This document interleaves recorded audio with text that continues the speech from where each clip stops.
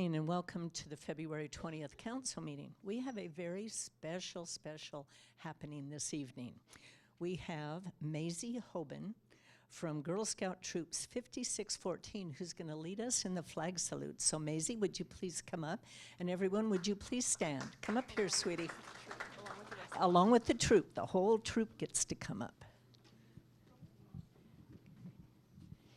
Would you like to introduce your troop? Can you do that? Okay, maybe we have the troop leader here. Is the troop leader here as well? Before we do the flag salute, would you like to introduce the girls? Yes. Hi, we're Troop 5614. This is Maisie Hoban, Eliza Guzman, Madeline Valori, Naya Bell Marshall, and Gabriela Correa. Thank you for having us. You're welcome. Okay, dear, would you like to lead them in the flag salute? Go ahead.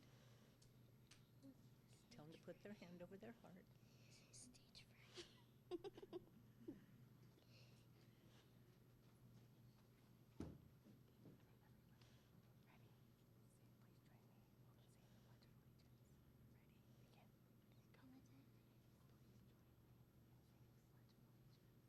Please join me by saying the Pledge of Allegiance. Put your right hand over your heart. Ready, begin. I pledge allegiance to the flag of the United States of America and to the republic for which it stands, one nation under God, indivisible, liberty and justice for all. Thank you very much, Maisie. You did a wonderful job. Thank you for joining us, girls.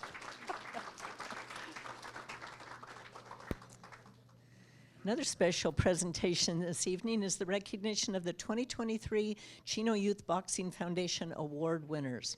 Every month, our dedicated boxing coaches honor one outstanding athlete with the title of Boxer of the Month. This evening, we're excited to showcase all the talented boxers who have earned this distinction throughout 2023, alongside their exceptional coaches celebrating their achievements and dedication to the sport. Now I'd like to call up Chino Boxing Foundation President Mike Garcia and Vice President Ray Morales, along with the Youth Boxing Club coach Abraham Ortega.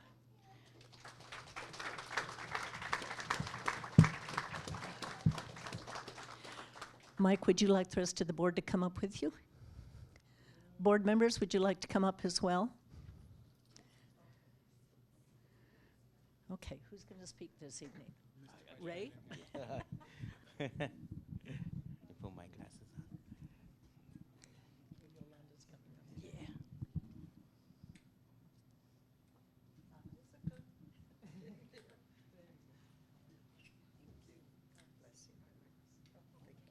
Okay.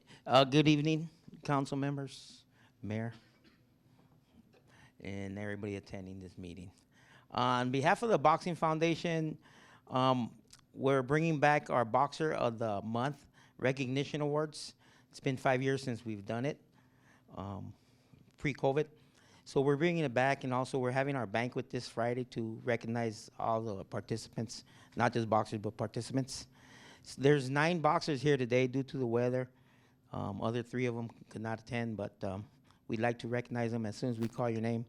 Is that correct? Put my bifocals on. Boxer of the Month for January, Sebastian Olivares. He's unable to join us. He moved out of the city, up the hill. February is Mikaelin Porter.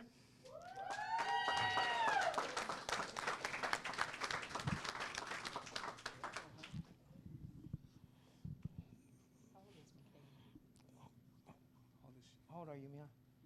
She's 9 years old? I mean 10. Oh, 10? All right.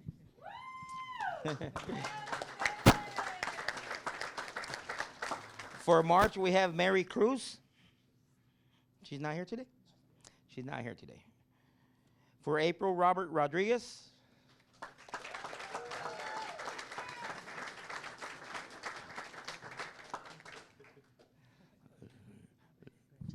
Congratulations, Robert. You're looking sharp, man. All right. For May, we have Gabriel Sun.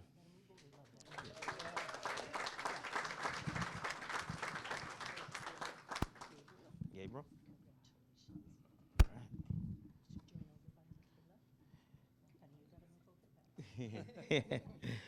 For June, we have Vincent Gonzalez.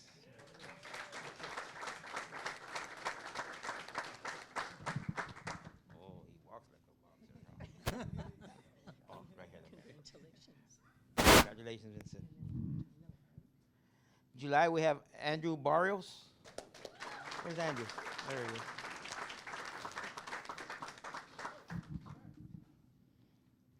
Congratulations. Looking sharp, all bling bling.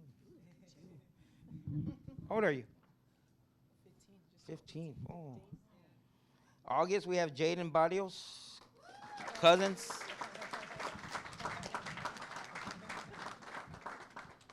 Congratulations. Congratulations, looking very sharp. He has the walk, too. Oh, my goodness. Abraham, what are you guys teaching? For September, we have David Duran.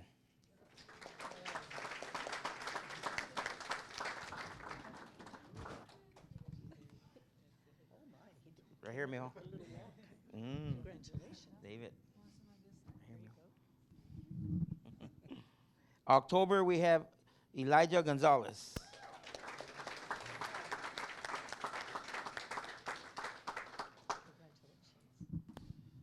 Congratulations, mijo. For November, we have Jonathan Torres. He was unable to attend today. And December, we have Jaylene Mendoza.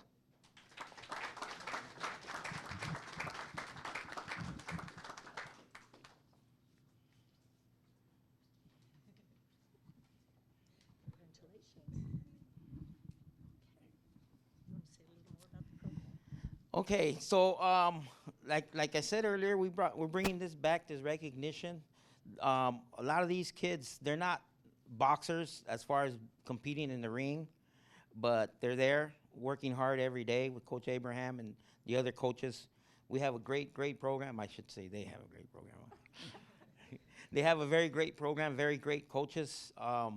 These kids are up and coming athletes, but the most important thing I think is just the way they present themselves, what they're doing in school. So we're bringing back, like I said, and this Friday we'll have the sports banquet, and there'll be some more recognition for them. And I hope everybody comes out and joins us at the sports banquet. It'll be on the 10th Street, the community building. It starts at 5:30, I believe, 5:30. 5:30 to 8. 5:30. Doors open. Start serving at 6. So I congratulate you guys. Keep up the good work. And there's more to come.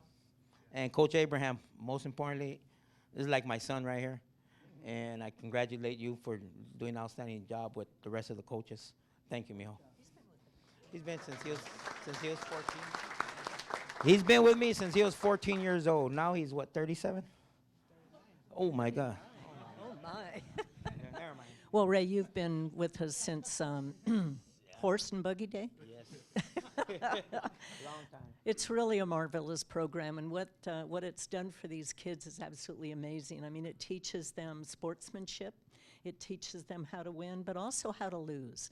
And that is a talent, and knowing how to lose and not be bitter and continue to keep fighting, but not necessarily boxing fighting, but being good citizens. And I'm really proud of all of you. If you'd like to kind of join around here, then she's going to get a nice picture of all of you. Let's give them another hand.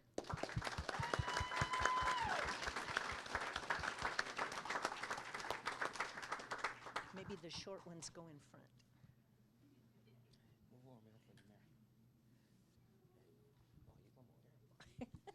He's tall. Yeah, 15. My goodness.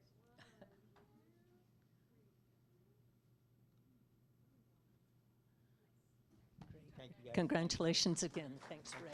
You do such a good job. Thank you.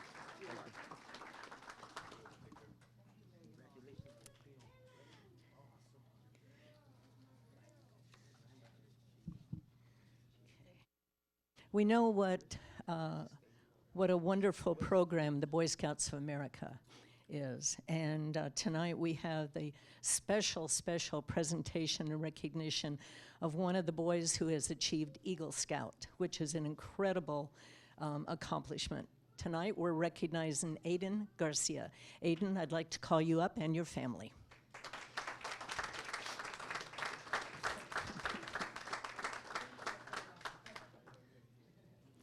Aiden, a dedicated member of Boy Scout Troop 201, based in Chino, has been an active participant in the Boy Scouts for over a decade. Beginning his journey as a Tiger Scout, he has now reached the rank of Life Scout and is earnestly working toward achieving the prestigious Eagle Scout status. On January 13th, Aiden successfully completed his Eagle Scout project at a location close to his heart, the Chino Community Theater. He chose this location for his project because of his great memories of attending many performances there. The project consisted of repainting the parking lot stalls next to the theater, repainting a guardrail, and repairing a few wooden benches in the courtyard. He was responsible for planning, financing, and preparing all the materials and supplies needed, recruiting volunteers, feeding the volunteers, providing first aid care if needed, and leading and executing the project. Aiden recruited 45 volunteers to assist in the project. Now, let us take a look at a few photos of the project that he did. If you'll turn your attention to the screen. Aiden, we would like to congratulate you on completing your Eagle Scout project and for helping to beautify the exterior of the Chino Community Theater. And on behalf of the City Council, I would like to present you with this congratulations certificate. My, you're a tall one. Good heavenly, how tall are you? I'm 6'3". He's 6'3". Did you hear that? Well, congratulations. Thank Would you. you like to say a few words? It was just a very, very great project inspired by my godfather and godmother. They had they worked on the theater, and when I was just looking for a project, they were always open to give an idea. And I would also like to thank Mr. Bistarki for being my beneficiary throughout the Eagle project and just guiding me throughout the way. And it was just a very, very good project. This is my mom. This is my dad.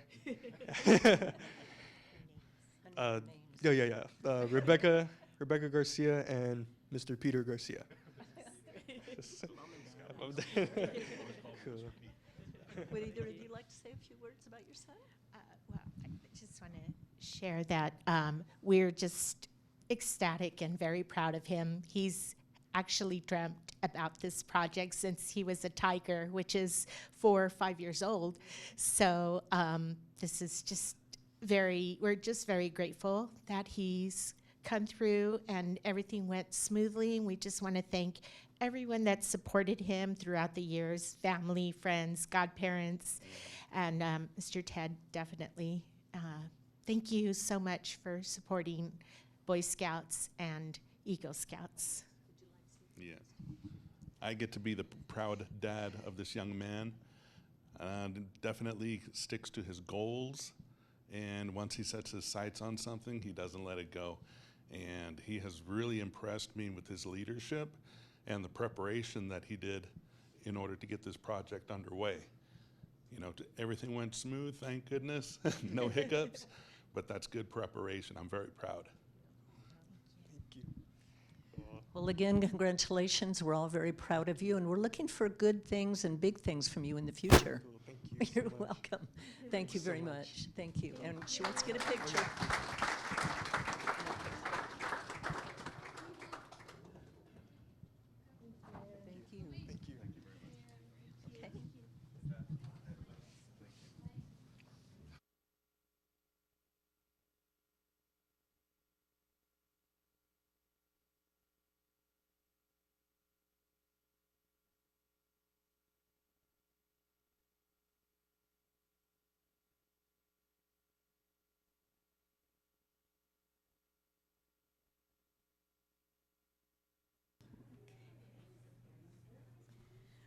Prior to the council meeting this evening, we did go into a closed session. I'd like to ask for a report from our attorney, please.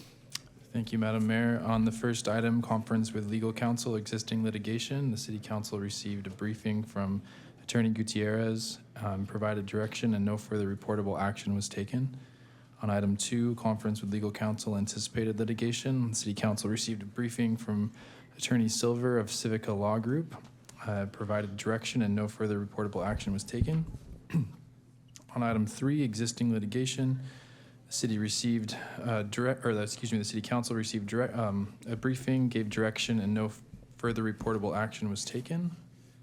And on item 4, existing litigation, the city council received a briefing, provided direction, and no further reportable action was taken. Thank you very much. City Manager Wright, do we have any additions or revisions to our agenda this evening? No changes, Mayor. Thank you. Next on our agenda is public announcements. The Chino Youth Museum is hosting its annual Derriere 5K and Fun Run on Saturday, March 2nd at 8 a.m. This year's race theme is May the Force Run With You, and you're encouraged to wear your favorite Star Wars gear. The Derriere 5K is the biggest fundraiser for the Chino Youth Museum. Your participation and support enables the museum to continue providing high-quality educational programming for our children. For more information, please visit ChinoYouthMuseum.com. We also invite everyone to our second annual Chino Days Festival on March 16th from 2 p.m. to 8 p.m. and March 17th from 11 a.m. to 5 p.m. at the Chino Civic Center. This free, family-friendly event celebrates Chino's culture by featuring Chino history, arts and crafts, food, live music, and so much more. Learn more at cityofchino.org/Chino Days. As we approach the upcoming election on March 5th, it's important for all residents to know how they can participate and make their choices and voices heard. You have several options to cast your vote. You can vote early by mail, drop off your ballot at any designated mail drop-off box, or vote in person at your polling place on the day of the election. For more detailed information on voting locations and other election-related topics, please visit cityofchino.org/elections. Next on the agenda is public communication.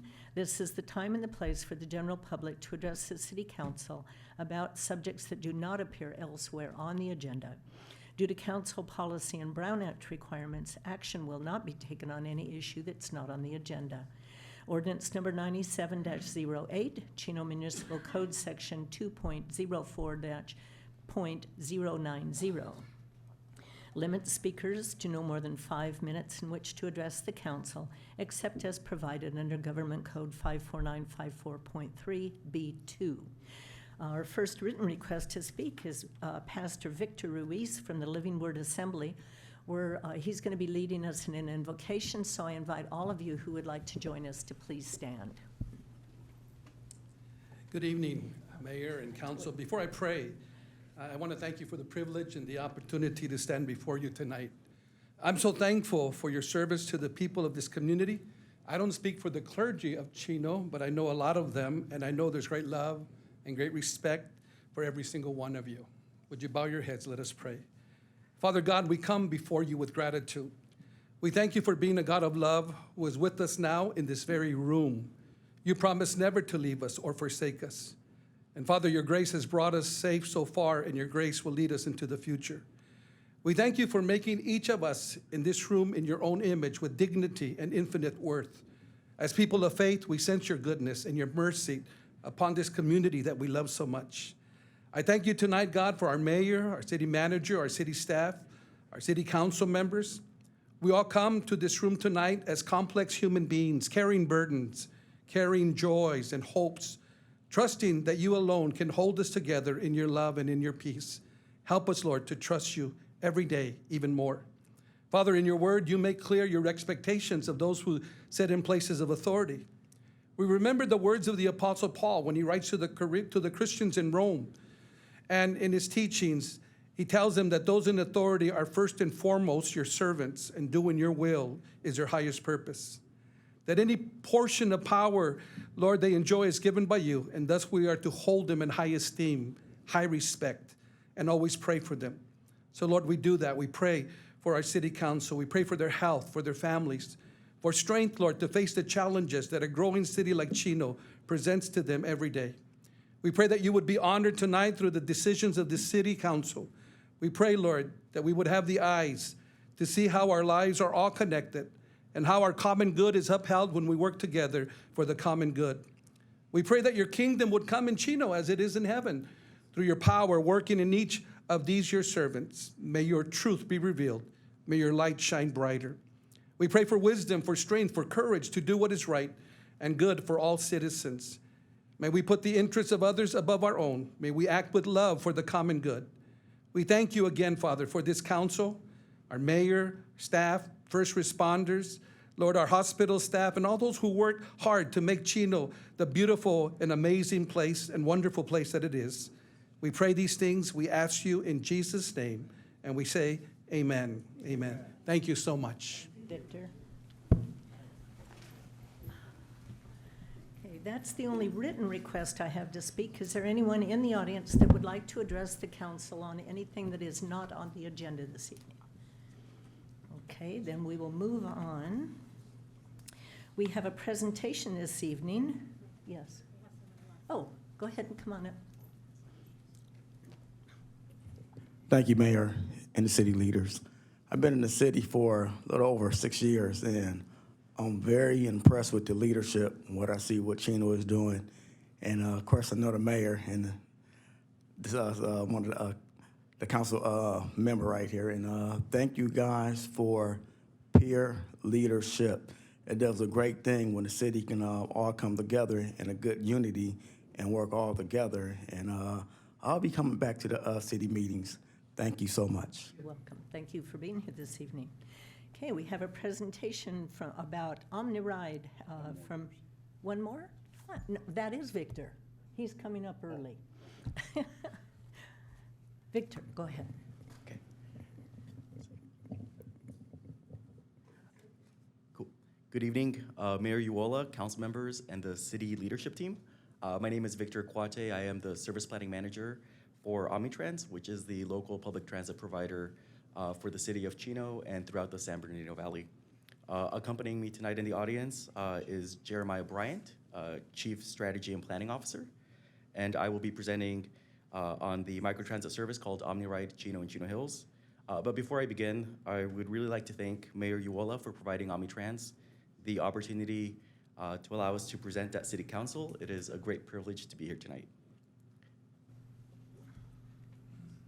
Omnitrans operates a family of services that are designed to match ridership demand and the different conditions of the communities that we serve. In the city of Chino, Omnitrans provides 4 out of the 6 service offerings, which are local fixed route, ADA paratransit called OmniAccess, microtransit, which is called OmniRide, and mobility services. Under mobility services, Omnitrans offers a variety of mobility programs to enhance mobility options for seniors and individuals with disabilities, such as community-based partnerships. For example, through Omnitrans's Regional Mobility Partnership Program, the City of Chino has provided funding to support the city's senior mobility and reliable transportation, or the Get Smart program. This program was first awarded in 2018, and the city and Omnitrans continue this partnership today. Collectively, this map shows Omnitrans's fixed route services, the ADA paratransit boundary, and the microtransit services. Omnitrans operates 3 microtransit programs, which you see in orange. The first microtransit program began in Chino and Chino Hills in September of 2020. Over the next 2 years, OmniRide became operational in the city of Upland and in the community of Bloomington. Currently, Omnitrans operates 28 fixed routes, 4 of which serve the city of Chino. These include routes 83, 84, 85, and 88. Routes 83 and 85 are planned 30-minute services, while routes 84 and 88 are planned hourly services. OmniRide is a reservation-based on-demand program, much like Uber and Lyft, that operates within the program's boundary. Customers may call to reserve or book trips through a mobile application called OmniRide, and a service vehicle like the one on the screen is deployed for pickup and drop-off. Unlike fixed route services, this service does not require customers to wait at bus stops to receive transportation. Instead, OmniRide uses virtual stops, which are effectively designated locations for pickup and drop-offs. For accessible needs riders, curb-to-curb service is provided. OmniRide provides service to points of interest within the community, such as schools, shopping centers, the Chino Chafee College campus, the Chino Transit Center, and City Hall.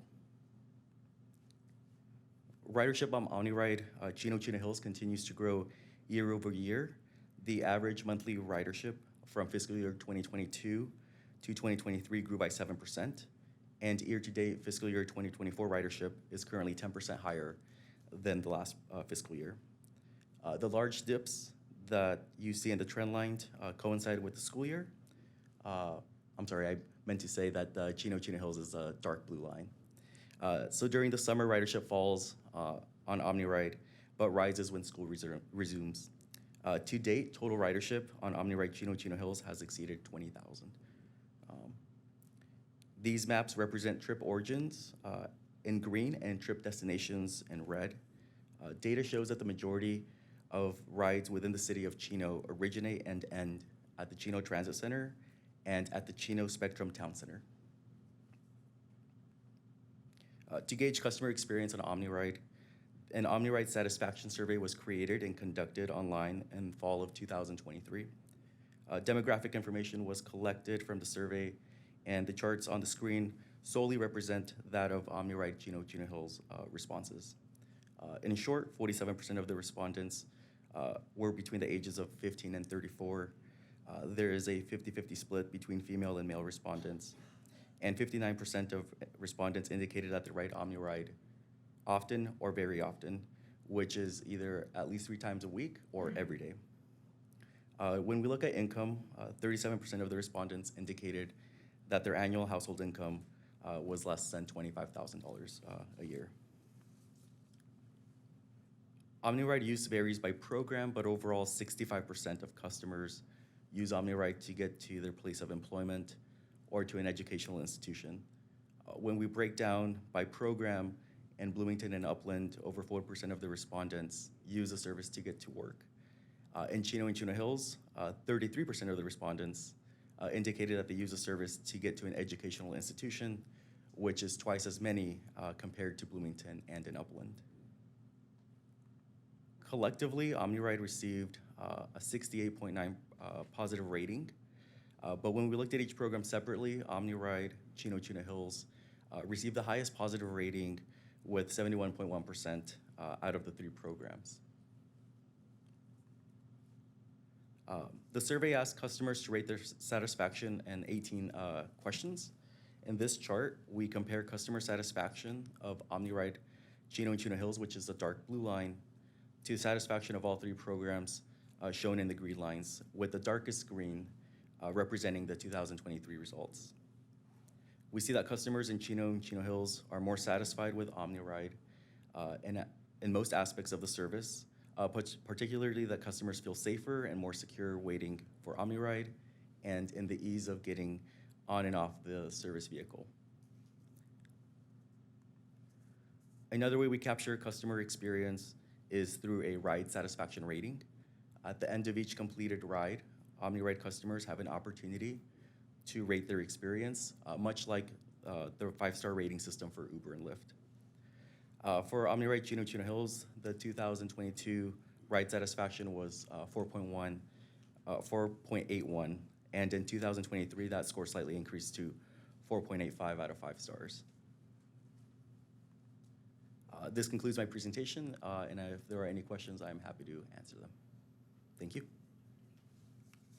Cost.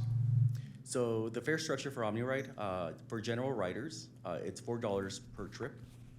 For senior, disabled, veteran, and Medicare, it is $1 per trip. And for K-12 students, that would be $2 per trip. I would like to add that upon request of OmniRide customers, if they let the operator know that they are wanting to transfer to fixed route services, they receive a voucher worth $6 to redeem for a day pass for OmniRide, or for OmniTransit's fixed route services. So in other words, they can connect to all of the other fixed routes in their system. Karen? Is Omni still offering free fares to students? Yes. Okay. The Free Fares for School program is still applicable to K-12 students. And my next question is for the Omni, for the point-to-point service, does it go specifically to the address that the requester is asking, or does it only go to those general locations? So the way the virtual stops effectively work is well, I would like to add, our software provider specifically does not like residential addresses to be part of, correct. So they are designated to be, let's say if there was a cul-de-sac at the entrance of that cul-de-sac, so all of those that reside within the cul-de-sac can reach that service. And then, so effectively, if you book a ride and you're in the middle of the cul-de-sac, you may be asked to walk 100 feet to that location. Again, for accessible needs riders, there is the option for curb-to-curb service. And it goes to their requested destination or nearby that location? It's to the requested destination, yeah. Thank you. Kurt?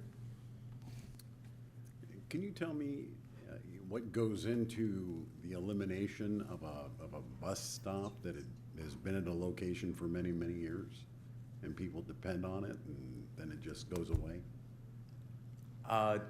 Typically, bus stops for fixed route services, if there are concerns over either safety or other issues, we typically receive those comments. We typically ask our stops and stations to provide feedback. We document all of this through our community customer service team. We look at the number of passengers that use a stop to deem it if it's worth removing and what impacts it has.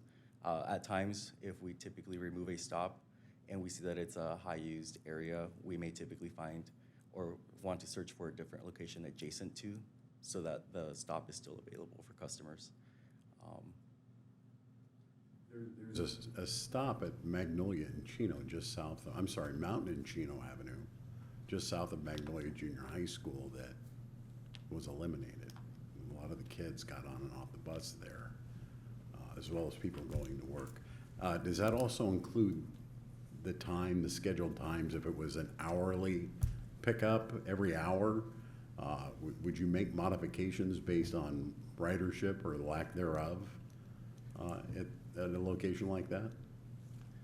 For services, we do route performance and monitoring, and if a bus route is deemed that ridership is increasing, that there's more demand, there's more customer requests, we do look at the possibility of increasing frequency, say from hourly to half hour, or from half hour to 15 minutes.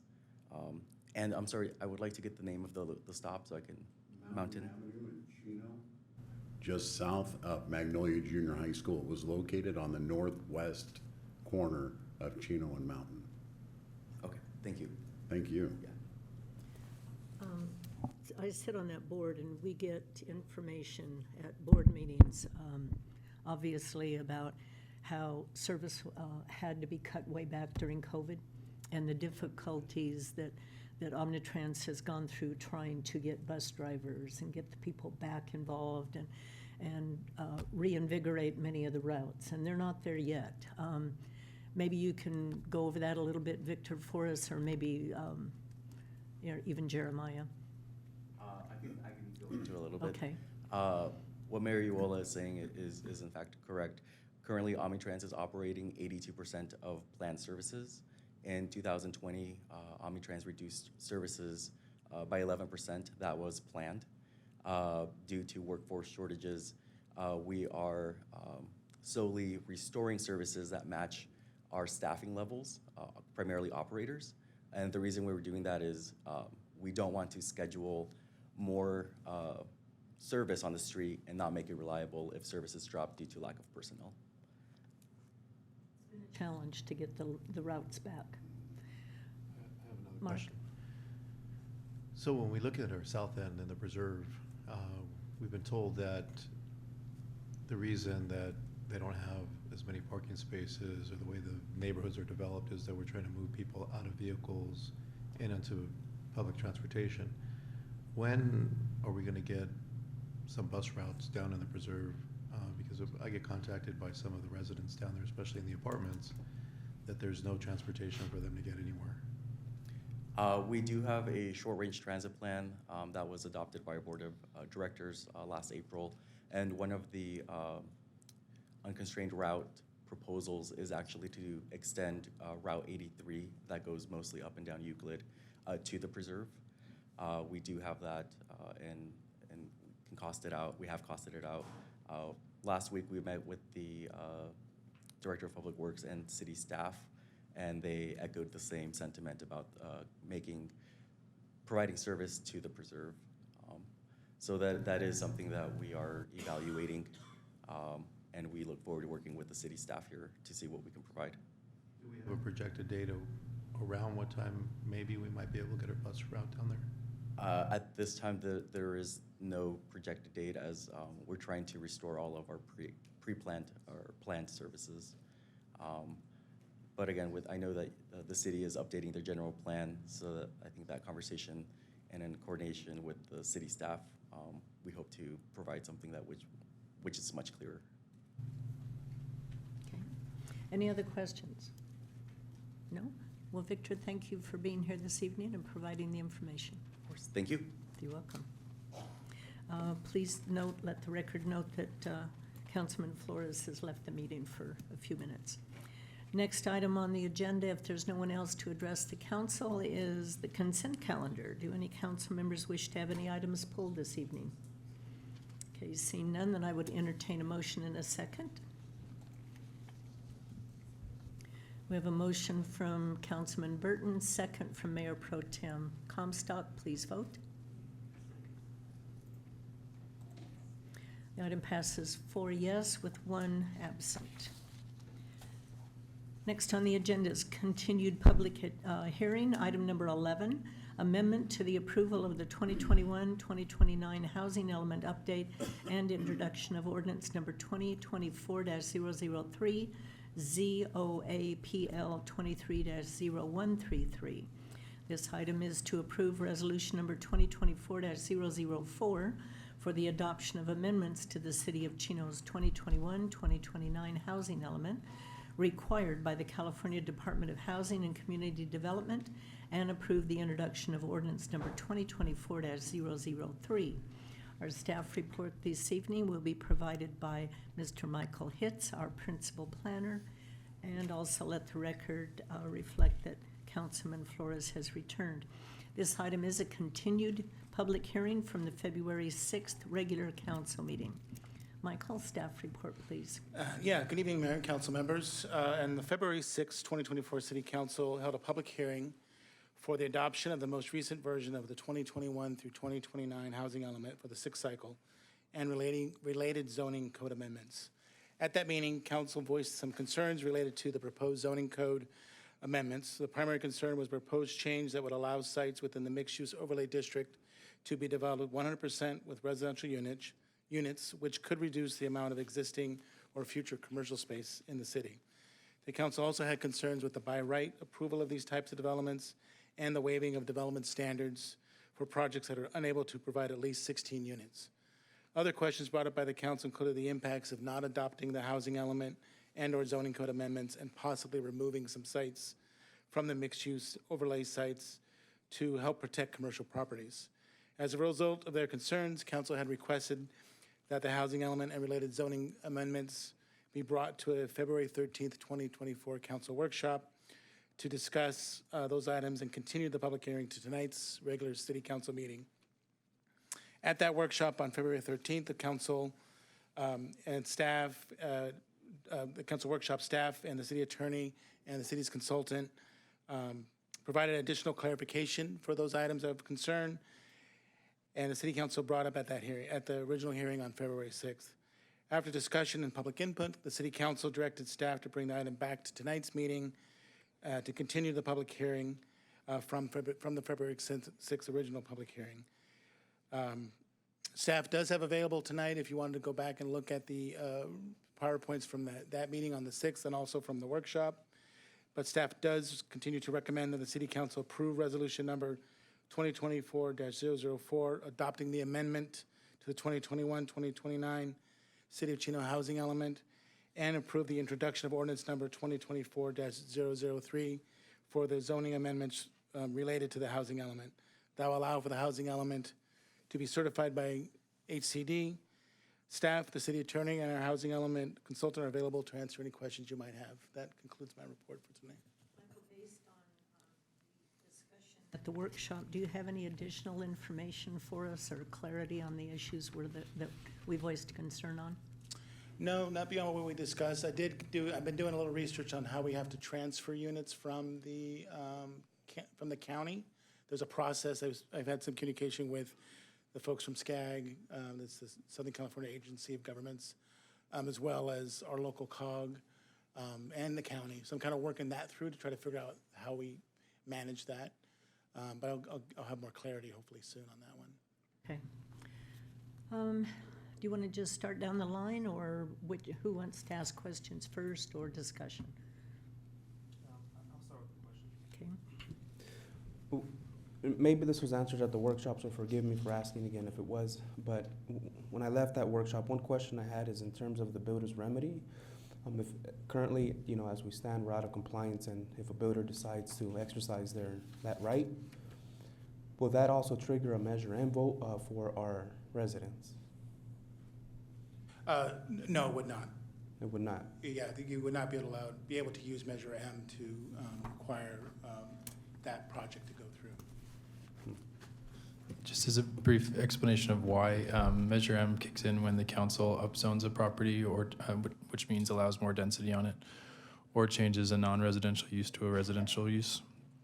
But in order to, neither of those actions would be required to approve a builder's remedy project. So that's why it wouldn't kick in. Regarding the Measure M question that Councilmember Flores just posed, I don't understand how that could be correct. The whole idea behind the Measure M ordinance is regarding the zoning, and with the affordable housing unit overlay or with the mixed use overlay, if a builder with the adopted, what I'm understanding, housing element or without it, were to come in and assert their privilege by right to just take an entire commercial development and say, now we're going to make it residential, I think is exactly what the intent of Measure M was, right? So we can't just automatically upzone something from its original zoning. I think, at least from the voters of Chino's perspective, that's what they think Measure M does for them. Because I understand why it wouldn't potentially, and it doesn't apply to the preserve or newer development, because they weren't a part of that electoral decision or annexation processes, but to current zoning standards in the Chino that were involved in that decision, I don't understand how we can say, hey, that doesn't apply. I guess how I would answer that is I would say that there are two ways that a project can be allowed that includes more density than the city's is originally zoned for. And one is if the city council itself makes a decision to do that. So you all say, we want more density on this site, or we want residential where there wasn't residential before, and then you actually take an action to change your general plan and your zoning code to make that happen. So that'd be one bucket, and if you had to take that kind of action, that would trigger Measure M. But there's another situation where essentially the state comes in and says, your zoning code and your general plan don't apply. And since they don't apply, you don't even have to change it to approve this project because it doesn't apply. And that's what the builder's remedy is. It's saying not that you have to change your general plan and your zoning, but instead your general plan and your zoning don't even apply. So I've realized that distinction may not have been something that the voters contemplated, but I believe that's how the law would apply to the situation. Thank you. So once again, the state just overrides what the local residents want and totally overrides local control. In this case, that's accurate, yes. Kurt? I was just going to echo that. The state can circumvent our general plan, our zoning codes, and everything else whenever they want. That's actually what's happening, right? Essentially, the state has the ability to do that when they make a determination that there's a matter that is of statewide significance rather than of purely local concern. And the state has made a determination time and time again that the provision of housing is of such statewide significance that it gives them the power under the California Constitution to override local controls. And so that's how this is done, yeah. Before I ask for public input. Okay, is there anyone in the audience that would like to address the council on item number 11? Please come forward to the lectern, state your name.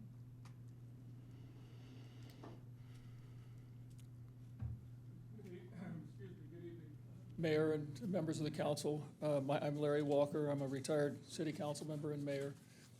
And I guess you might as well just close up shop then. Why have a planning department? You can save a couple $1 million a year if every time somebody wants to do something, your attorney will tell you the state says you got to do it. We are not, that sounds impertinent, but we are not far from that tonight. The fact of the matter is, this property was not resident, many of these properties, some of them were, I think, but the vast majority of these properties that are in this plan were not residential. Before this process started looking at them a couple of years ago, you couldn't build any residential on there.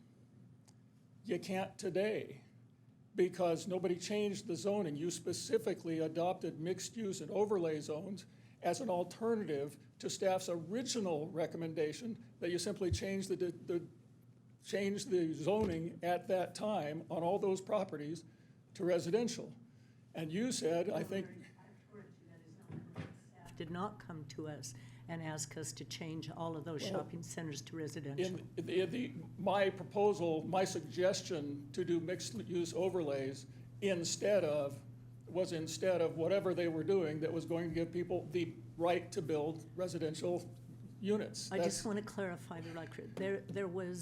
They did not come forward to us and recommend that we change shopping centers to residential. No, we were no, no, scrambling no, no. to find a type of compromise to meet the requirements, and we came up with the creative mixed use, thinking we would still have commercial and a residential portion. We did not know that the state could completely change that and they could do the whole thing residential. Well, when the state tells cities to do stuff, cities sue the state and say, no, we don't have to do that.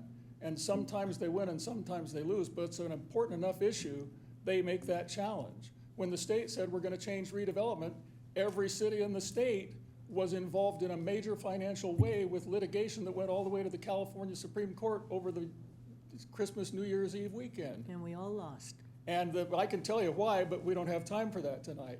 That was a loser going in. I'm not suggesting that was a good use of this thing, but the point is, if a city or a group of cities, and this Chino can't be the only city that's trying to do more than the push it down the road stuff that's been going on for the last 20 years, and a lot of cities are still managing to figure out how to do effectively. The fact of the matter is, this is a problem. If you can have a bunch of properties that are not commercially zoned, and you can take one action a couple years ago to set up this plan that did not change anything to residential zoning, and you can take another action that you're suggested to take tonight, and it is allegedly not changing the zoning. So something that wasn't eligible for commercial development 2 times ago, and 2 things have happened since then, neither of which extended that right. Boom, all of a sudden they have that right because the state of California says that. That's a better lawsuit than anything I've seen cities get together and sue the state on in the last few years. And nobody has done that. And the representation that you got to do this because the state says you got to do this. If I was the state, I'd say, hey, don't blame that stuff on me. We haven't said anything about that. Somebody's got to test this thing and see what your legal obligations are. Because I'm here to suggest to you that I don't think you're getting that great legal advice, but that probably means that it's time for me to get back into the presentation that I wanted to make here. Because this is a game changer. If you got residents watching this thing tonight, they must be going nuts to hear you told and believe, if you do, that the state says, boom, you got to do this thing that says a developer can come build anything they want. Because if you don't do it, then they can come in here and build anything they want. It takes a more sophisticated legal mind with more time than I have to spend on it to figure out what kind of difference there is between I can build it by right or I can build it by a builder's remedy.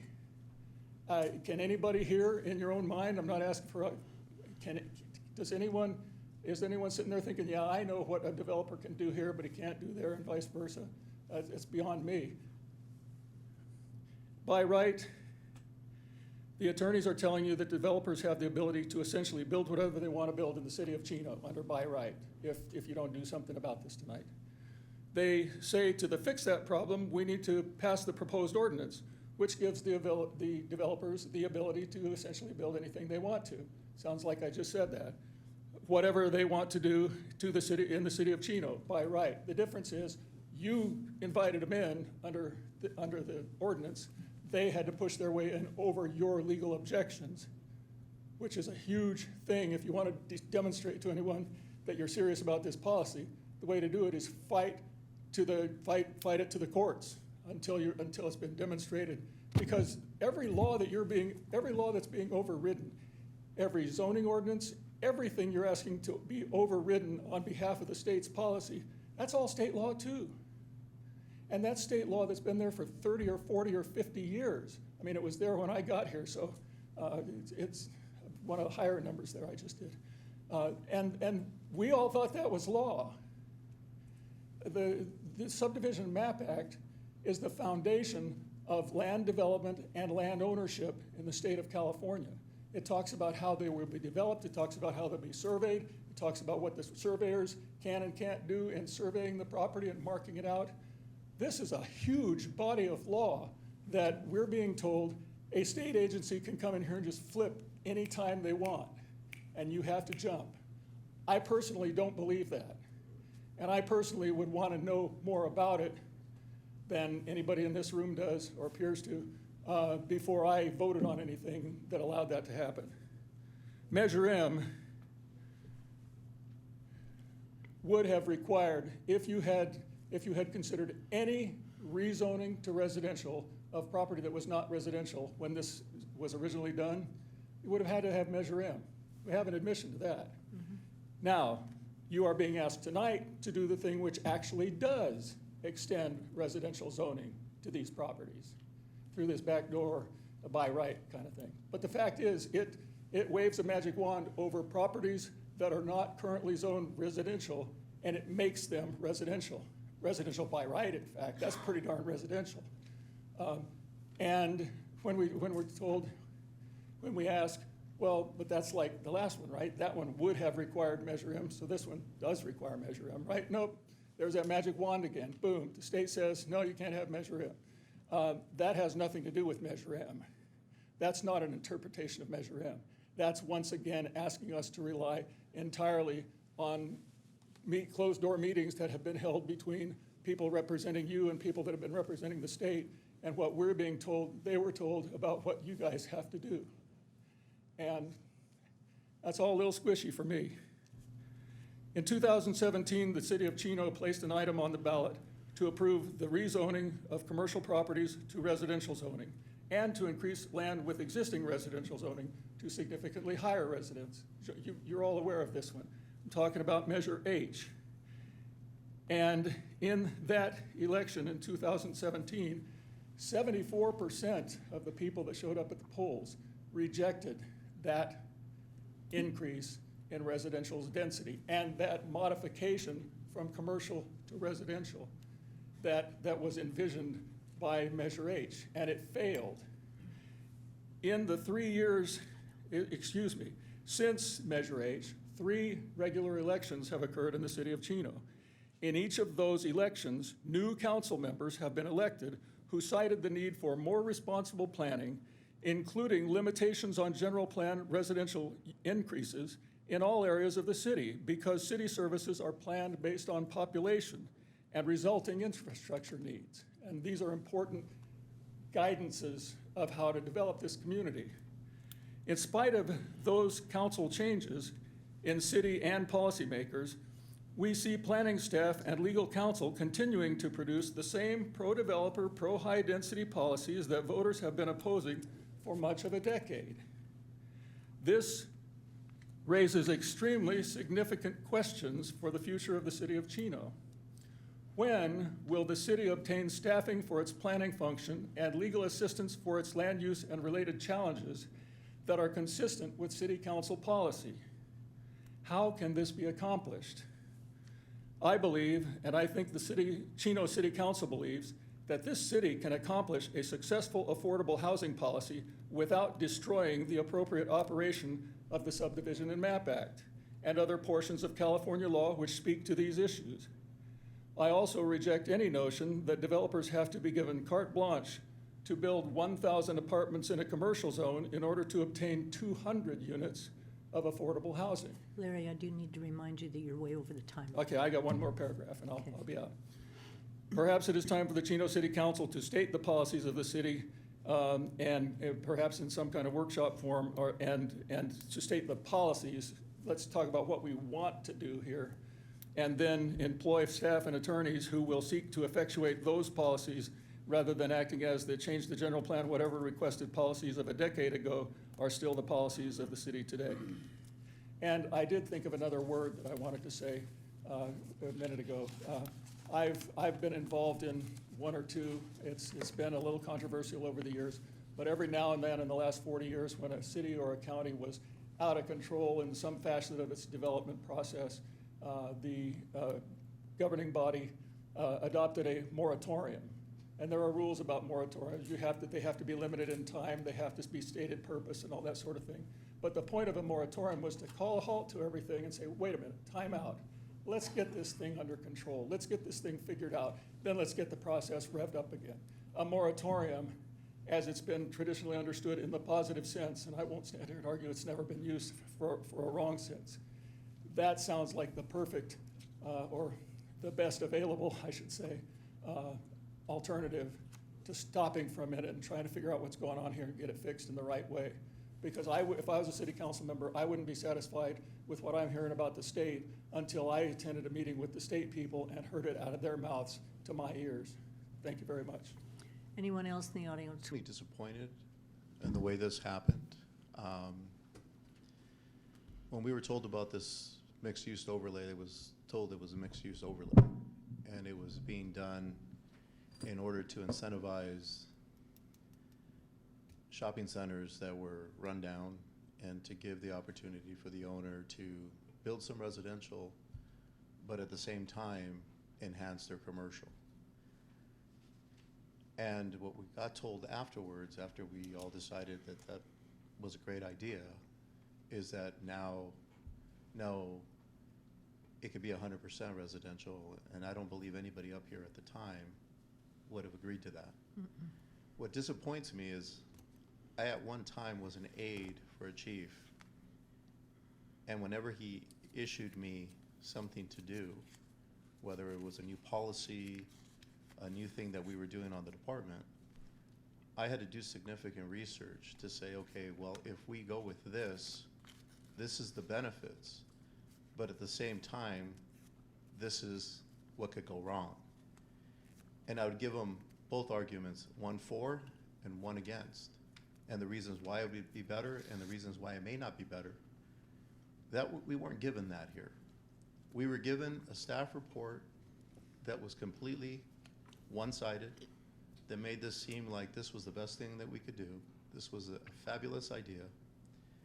And then at the very end, we're told, oh, you know what? We were wrong. Although you already passed this, now all of a sudden, these shopping centers can be 100% residential. And in one, we actually did something where we only zoned a certain part of it as residential and left the rest of it commercial. If we would have known that, then we would have expected you guys to do that to all of the commercial centers so that we would at least know that part of it would have to remain commercial. But we weren't told that. So it's, in my opinion, that we need to scrap this thing and we need to start all over. Because this isn't what I agreed to when you originally came to us. But at the last minute, here you are trying to shove it down our throats. I don't appreciate it, and I definitely ain't gonna vote for it. Those are all my comments. Okay. Well, no, you keep that, I guess, because the other ones don't work. Other comments? Kurt? I'm in agreement with Councilmember Lucio. You know, we have a unique city here. We have our own needs. We have a different makeup in our town that doesn't match a lot of larger cities within the state of California that may benefit from this type of plan. And here we have the city, or the state, it continues to assert its power over all the cities in the state. They don't consider, again, the uniqueness of each individual town. Because it may work, again, for other cities. It won't work for us. We've seen it time and time again. We know what's best for our town. You know, why have a general plan? Why have zoning requirements and ordinances when they can come in and basically do whatever they want, whenever they want to do it? I would agree that I was under the impression initially that with these overlays in the commercial areas, it was just, I thought that was going to really benefit us and do some really neat things in our community. And as we get further and further into it, it's not like that at all. So I think right now, what we probably need to do is we need to do the face-to-face communications maybe with the state to figure out how we and other cities that are similar to ours, maybe we can meet in the middle someplace to where we are in agreement as to what works for our city. So those are my comments, Mayor.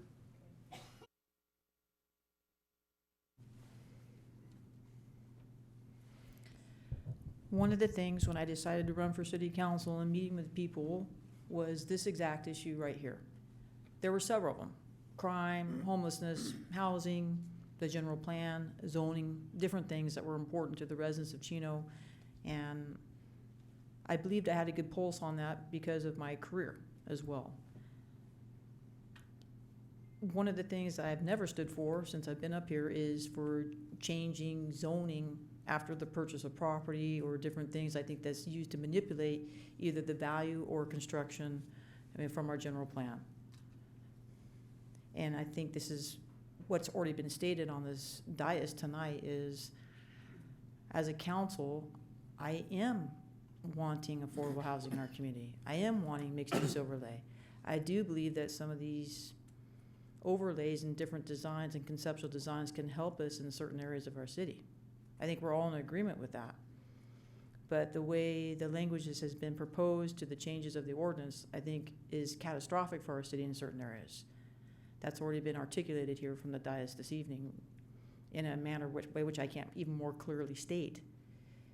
If we were to decide to eliminate most, if not all, of our commercial zoning on the north end of town, we would be completely changing the north end of our city on several different levels.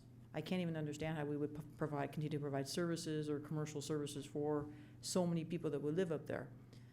Not to mention the way we've done some of the mixed-use overlay, as been stated, where we might have opted to leave part of it commercial, or now what somebody could say one property over another, perhaps the inequity of how we've done the overlays now. So that being said, I have concerns about this. The other thing is when we map it out, Mike, like with the buffer and different things, we acknowledge not just in this council meeting but also in our workshop that then the numbers become askew and almost unattainable for us based off of how we've done the overlay. So it becomes almost like this shell game. Well, now we have to go into the buffer, we have to go back in this. Or I honestly don't see us having a clear path to being able to accomplish what it is we set off into doing with our housing element. I think that this is not a good thing for Chino, and I think that it doesn't matter at this point. Like, if we go along with the housing element, we are by right just letting people do some projects that we would not appreciate or want in our community. But if we don't do it, then there's the builder's remedy. And the builder's remedy is basically, in its own way, a punishment to local municipalities in a by right manner. So, to another point that's been made here tonight, I'm not so sure that we need a planning commission or a city council. It's just like, well, hey, this is what they can do, we can't stop it, but that's if we pass it. If we don't pass it, then at least I think we can say to voters, hey, we're gonna take a pause on this, we're gonna try and step back and say, hey, this is not what we're looking for in our community, and perhaps even let some legal challenges play their way out in Measure M or other things that voters have asked us to stand up for as city council members in their community. I see this as flawed on both sides. And I do believe it does, maybe even there's strength in numbers require us to get with other communities and say, this, no more do I want the state on state property to be the ministerial approving authority over state property without setbacks or SEQA or other things. Then I do want to just write into our housing element, hey, this is all by right. If they do this, we can't object to it, whether it was SEQA or different building standards that we have put in place for a reason. I would rather say, no, I'd rather take my chances with this and say, at least tell the voters we tried to stand up for what we think is right for our community, like Councilmember Burton has said. And I just think in the long run, this is a bad thing for us either way. So those are my comments for now, Mayor. Okay, any other comments? Chris, do you have anything else to add? Yeah, I mean, I share some of the same sentiments that the rest of the council has brought up tonight. I guess one thing that I've thought of during Larry's presentation was, a couple years ago, the city had to go through a Measure M, right? When we wanted to go from commercial to mixed use, it's like we have to go through Measure M, but if a builder comes in, hey, they don't have to go through Measure M. It's like it just doesn't make any sense to me. Expressing what Mayor Pro Tem Comstock mentioned as well is, again, when I ran for council, this was one of the top issues that I addressed. And again, if this is something that we vote for tonight, we know what's to come, and we don't like it. And if we don't vote for it tonight, at least there's a fighting chance for our residents and for the council as well. And again, if this doesn't pass tonight, if you're watching this, I will just ask the residents to have just faith in us and trust in us that we'll do everything we need to do to team up with other cities that have similar interests and fight this as far as we can, because even at the end of the day, I think if we come out at the losing end of that, then again we're back to square one, and square one would be just approving what we have before us tonight. And again, so I express my sentiments to our residents, and again asking for your trust if this doesn't go through tonight, and just the potential liability this may open us up to. But again, we're trying to make decisions up here as best as we can for your sake and for the city's sake and our future as well. Okay. First, a couple of questions. How many cities right now are in an actual lawsuit against the state for the housing element or for the RHNA numbers, either or? I don't know if we have that information exactly. I know anecdotally there's 2 cities that I'm aware of that are being sued by the state, not having a certified housing element. Okay, But there could be more. I'm not sure. 2 that the state are suing or that they're suing the state? 2 that I believe the state have sued. The state I is don't suing. know of any cities that have sued the state directly, personally. So no one has taken official legal action against the state for what they're doing? Not that I'm aware of officially. I know there's been talk about it in different councils of governments, et cetera, but nothing that I've seen officially. Karen, has the League of Cities said or discussed any kind of legal action against the state regarding housing? No, Mayor, but in fairness, this is the first I'm learning of this. I learned of it by right on different things, but to the housing element and this language is the first I've heard of it. But I mean the whole RHNA numbers. I thought that the city attorney told us that there was a challenge pending about the accuracy of the RHNA numbers coming out of HCD, that there's a challenge as to the appropriation numbers in different areas, but I don't know of anything else from the league. My recollection, I don't know if this is accurate, but my recollection was that Attorney Galante said that when the original numbers had come out, there was a legal challenge to whether those numbers had been calculated correctly, and that lawsuit was not successful. That is my recollection as well. That it did fail. Yeah, but that was specifically a challenge to the allocation of the number of housing units each city would have to accommodate. The thing that is so ridiculous about the RENA numbers, and the RENA numbers are the Regional Housing Needs Assessment, and those numbers come down to us from SCAG, Southern California Association of Governments. And they pick numbers that they say you're going to build these in a 10-year period. Well, we don't own the land and we don't build homes, so the only thing we control is zoning. And whether they get built or not, we have no control over. And then, of course, when they don't get built, which they don't, because the last two RENA rounds, we weren't able to make the numbers, then they kind of slap you around a little bit and give you more numbers. We're expected in this round to zone for almost 7,000 units. How many of those units are supposed to be low to moderate income? It was around 3,600. Okay, 3,600 units, so over half, over 50% is supposed to be low and moderate income. We just had a housing development, apartments, approximately 300 units, and how many of those were going to be low or moderate income? 15. 15. Okay, if we go by the RENA ratio, it should be over 150, 175 units should be low and moderate income. Developers aren't going to do it. The only way those units are going to get developed is if somebody comes up with money to offset their costs so that they can still make their profit.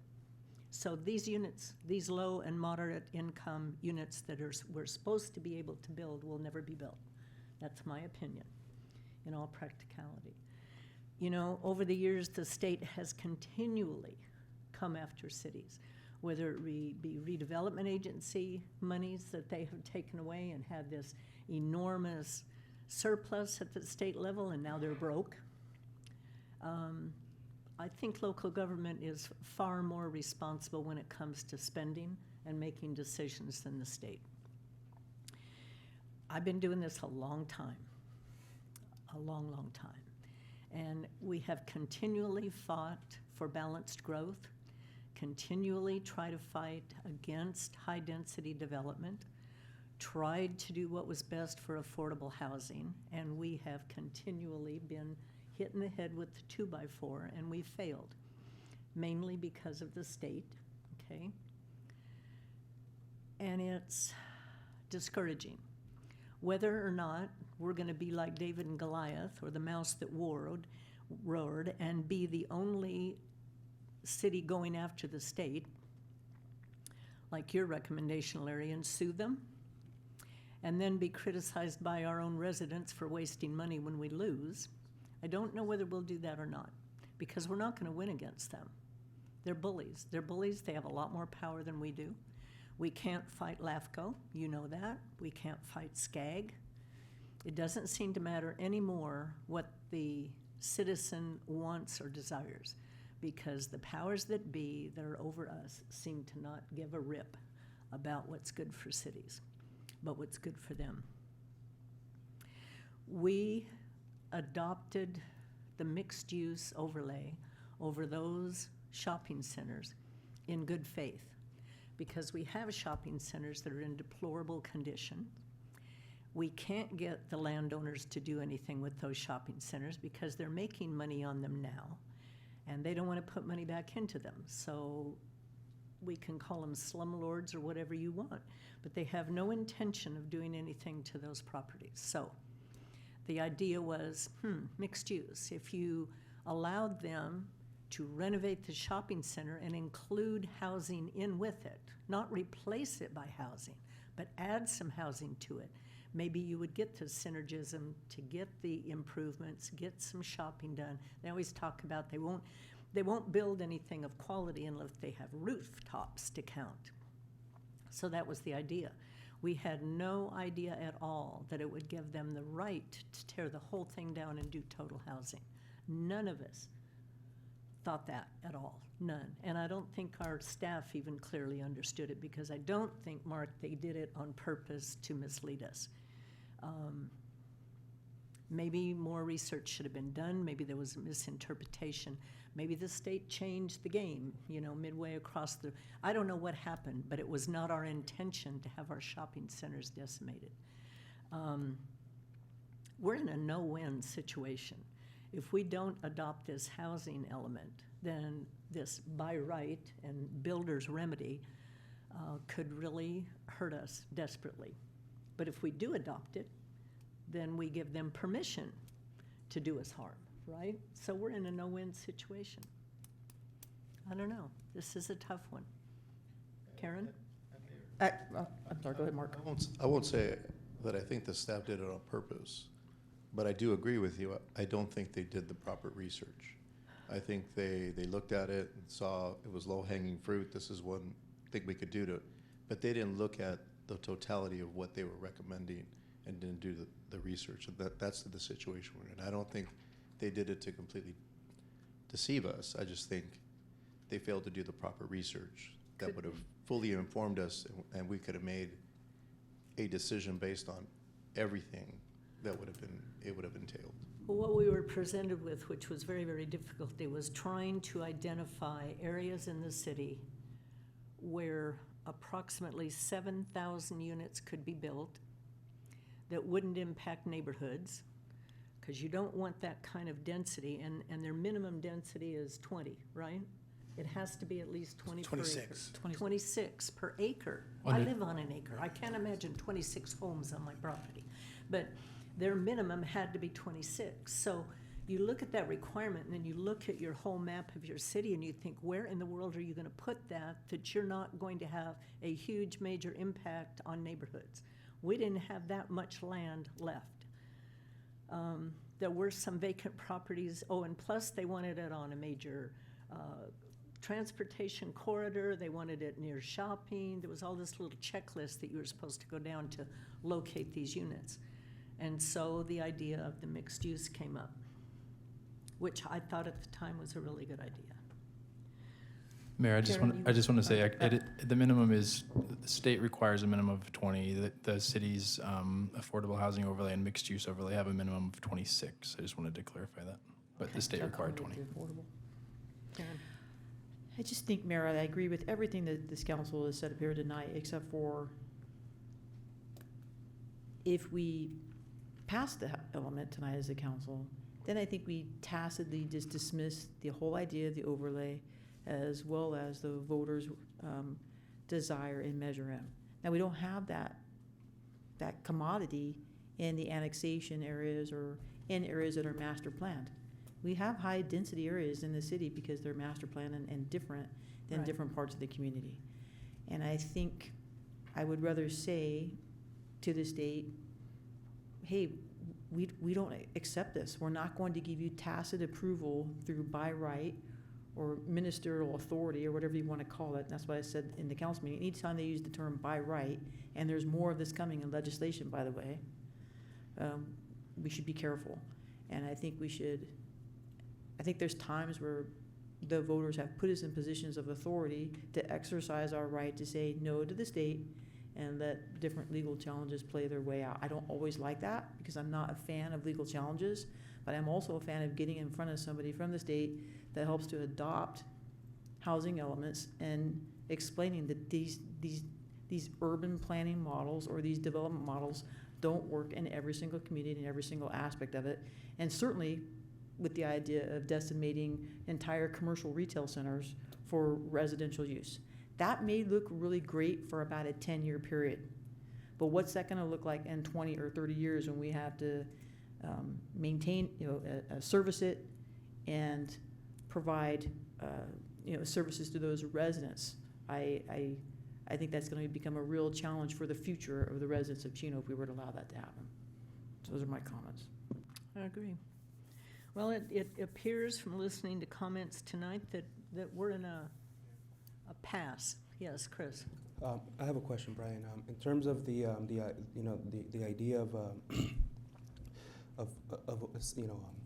how can I say this, putting a moratorium on all this, the idea that was brought up earlier. I mean, how does that play into all this? Are there any other cities that have done such a thing too?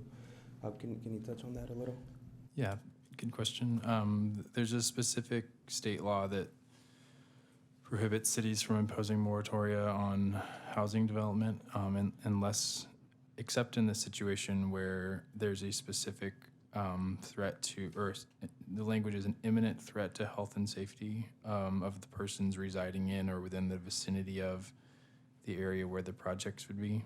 And before the city can enforce a moratorium, the moratorium has to be approved by the state.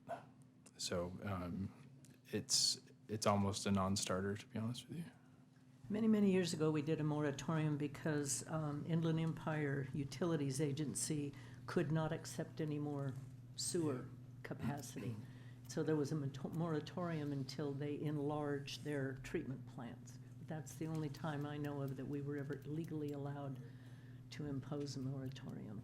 I believe I'm aware of one that did get approved in an area where there's an actively slow-moving landslide, for example. Yeah, So but it's it has to like, be danger but it's like that or kind health. of thing is what it has to amount to. Right. Any other thing, Chris? Mark, any other comments? Karen? With a unapproved housing element, how much money or penalty is the state looking at imposing upon us if we go that route? What do we receive from HCD right now annually?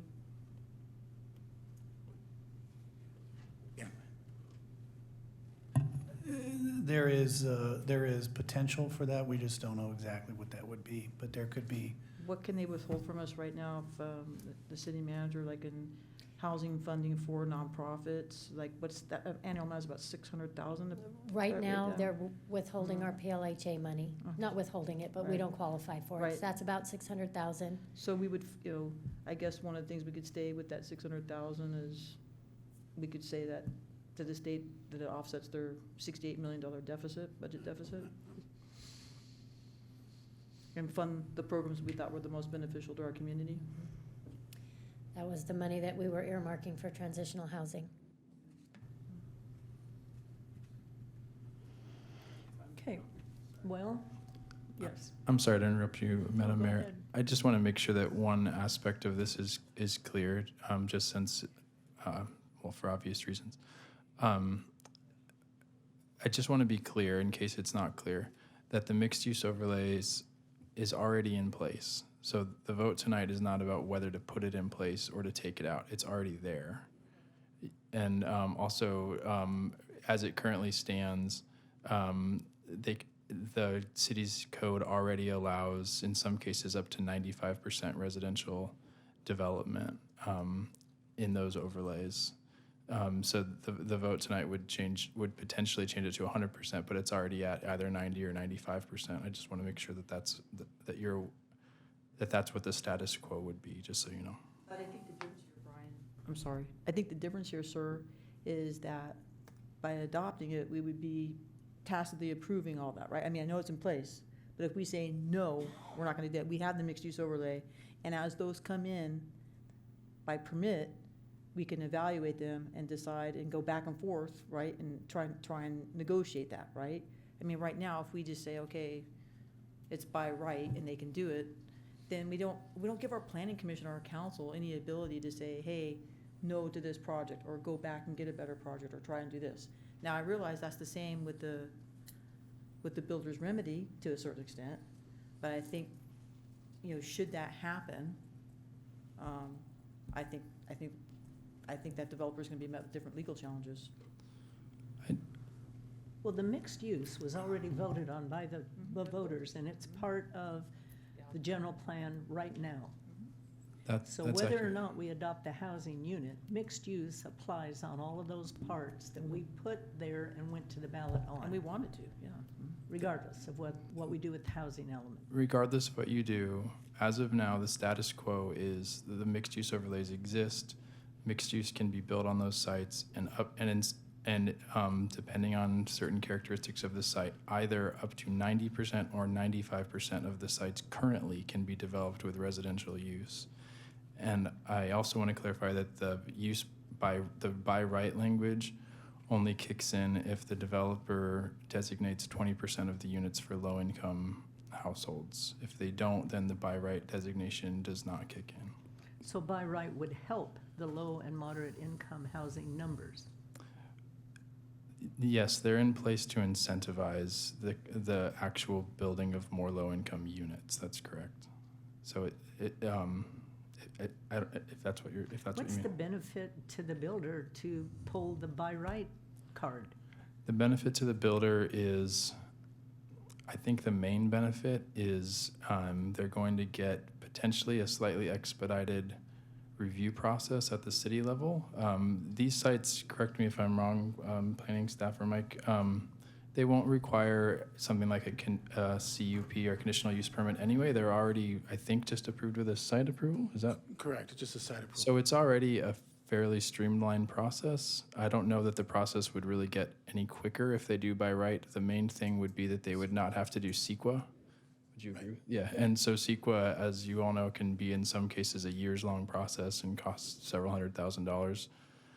So the main benefit to the developer will be that they will be able to avoid CEQA if they bring in at least 20% low-income units. But they're saying now they can't even afford to do 20%. They're saying it's a stretch to do 5 or 10% low income. That's accurate. So whether these projects are feasible is a very open question, and the feasibility study the city has done has said that without some kind of big subsidy, they're not feasible. I have one more question, Mayor. Yeah, go ahead. Are you aware of any city presently being fined by the state, imposing fines?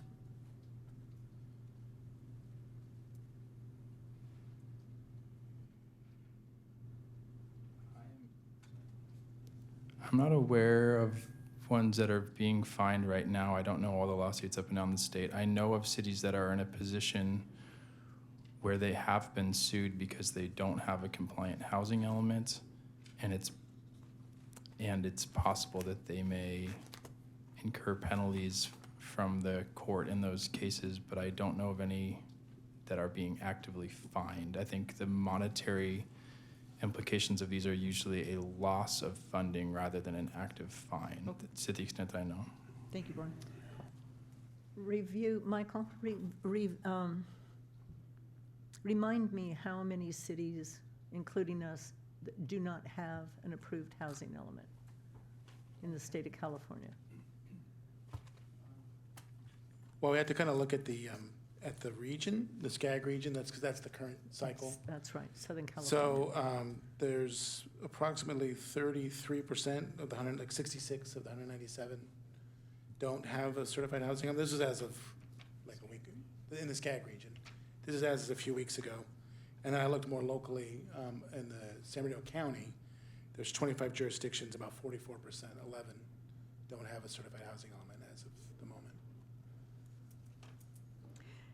Is there any way that you can get, assuming we don't pass this tonight, is there any way you can get with those 11 and find out if their concerns are the same as ours? And if they would be interested in uniting? Mayor. We probably could. I think that the interesting part would be kind of get a sense of where they're at. You know, are they close to adopting it? Are they, you know, did they recently? Are they, you know, going to get it certified soon? Or are they more like where we're at? You know, so that'd be an important discussion to have. Yeah, we could probably look into that. I think when we meet with the SPCOG, it could be a question that comes up when we do their meetings with SPCTA and the COG to see where they're at, or we can reach out directly. Find out. Mayor, I will say that the city of Huntington Beach, I wish I knew the specific details of their case, but they sued, I can't remember if they sued the state and or the federal government, maybe they sued the state over all of these mandates, and they lost. We can provide further information about what that case was about specifically, but that is one that comes to mind. Okay, and what it cost them, what the penalties were or whatever. Okay, well, I'm, Oh, Mayor, I have one more. yes, one more Karen. comment. I'm not asking the staff to not seek to try and help us get an approved housing element. I'm not asking for that. I don't know if anybody else in the council is. I'm asking for us to seek other methods or other remedies or meetings with people and sit down, in genuine with people who are sending this information back to us, Mike, that you have to put, that they're asking to put into our ordinances, and just saying, hey, I don't understand why what we've done isn't meeting the criteria. And I think we should also get the feel, the pulse on that from the other cities that are doing that, and constructively work to adopt a housing element. I think we want that. I think we want to demonstrate to the state in earnest that we are open to these projects, that we want it, but this by right and the approval process that they want us to improve, where basically a developer comes in and says, hey, this is what we want to do, and you guys are now going to do it. I'm not there yet. That's all for me. So. Yeah, I mean, we've had, and Dave can chime in as well, but we've had several conversations over the last, 2 years with our reviewer, at HCD. We either phone calls or meetings, or we receive letters. So there has been communication. We can continue to dialogue with them and let them know our concerns. I think that where we came with these changes particularly was because we sent them the ordinance to review. They said, you need to make these changes based upon state law. To include those into the documents, that's kind of why we brought that here. But we can discuss with them our concerns as to why that's challenging for our city to accommodate. And I do understand that, and I believe that. I think the intersect there now is the reviewer also has other legislative entities that they answer to up there. And that requires us now to go and partner with those entities or those elected officials and say, hey, enough's enough. This is where we're at with this.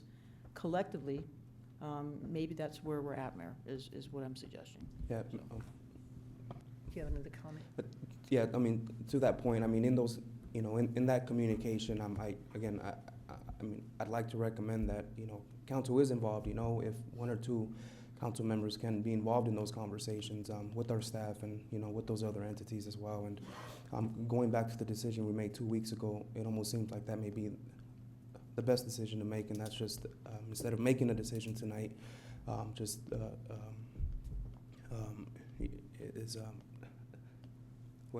the decision? Not making a decision, rejecting it or accepting it tonight. We're going to table it. But it's going to be my recommendation that we table this item. Yeah, that's my recommendation as well, Mayor. Yeah. Okay, it's my recommendation that we take no action this evening, that we not reject it or accept it, and continue to work on it. Yeah.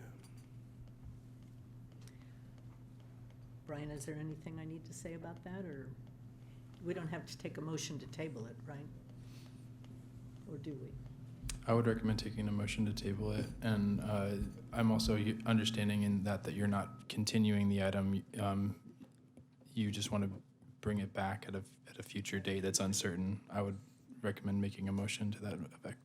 Okay, then I would like to ask for a motion to table this item to be brought back at another time after further research.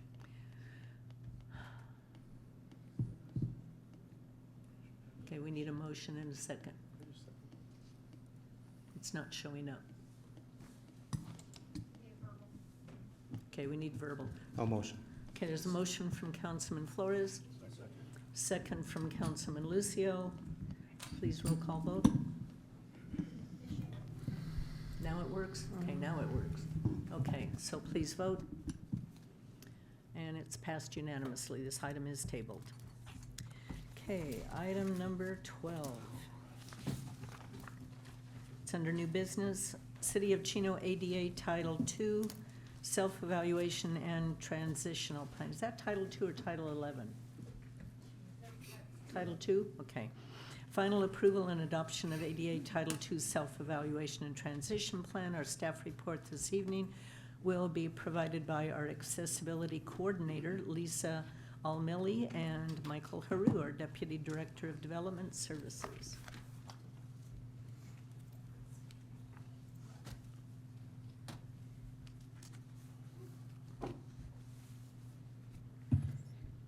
Thank you, and good evening, Mayor and members of City Council.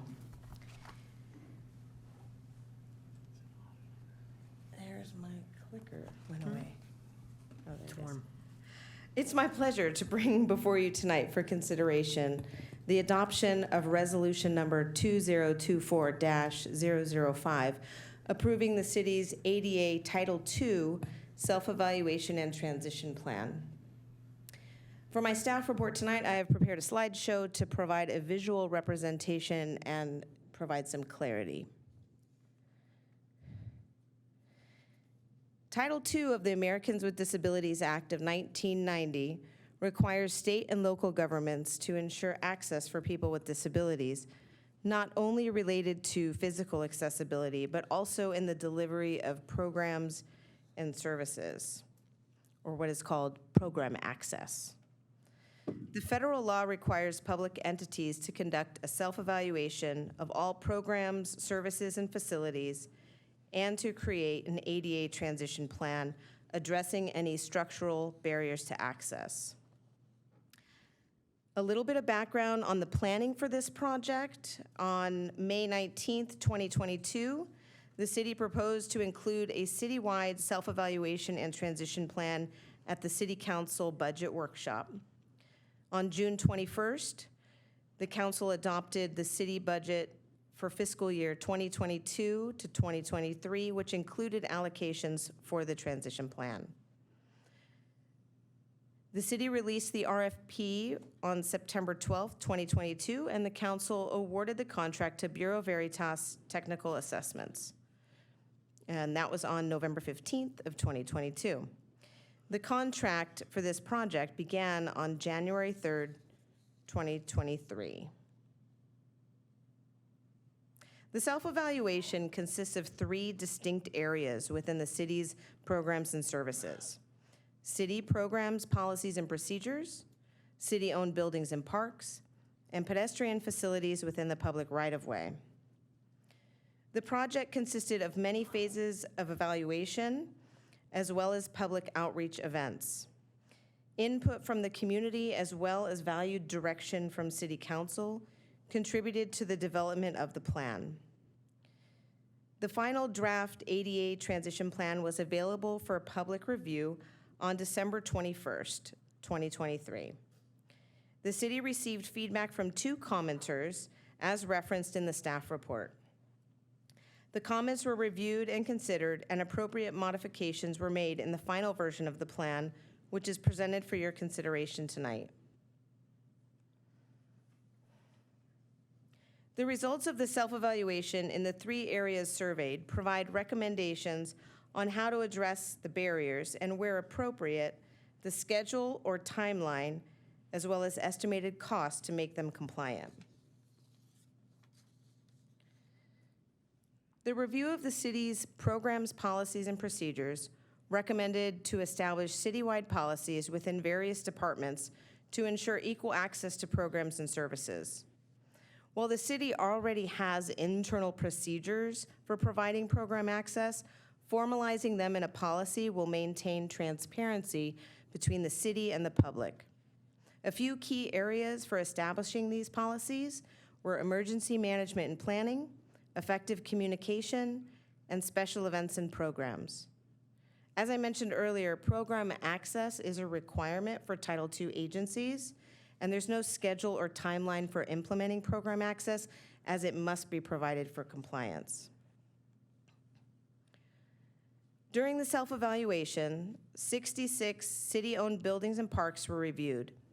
The city elected to survey not only just pre-ADA buildings and parks as required, but also any buildings and parks built after the enforcement date of January 26, 1992. This point-in-time evaluation would allow us to document any non-compliant elements so we can bring them into compliance. Assessments included interior and exterior elements and were identified by barrier priority, which indicated the level of severity in accessing the facility and its respective programs. The transition plan schedule for remediation of these structural barriers was divided into 5 phases over 13 fiscal years. The schedule was based on facility usage levels and feedback from the public. For evaluation of the city's pedestrian facilities in the public right-of-way, sidewalks, curb ramps, bus stops, and pedestrian signals were surveyed. The data has been incorporated into the city's GIS system, and barrier remediation has been prioritized in the transition plan in 3 phases over a 20-year period. The phases of remediation are based on the severity of the barriers and their approximate location to city facilities and services. For sidewalks, data was assessed in 10-foot segments. Various metrics were collected, including vertical changes, slopes, surface roughness, width, and obstructions. All of the metrics taken for the various segments were compiled to create a route accessibility index score to identify the overall severity of the barriers to accessibility. Segments with a lower score have a higher priority and are identified for improvements during phase 1. The highest score of 90 to 100 means that the segment is compliant or nearly compliant and is recommended for replacement after its useful life. About 30% of the city's current sidewalks fall into this category.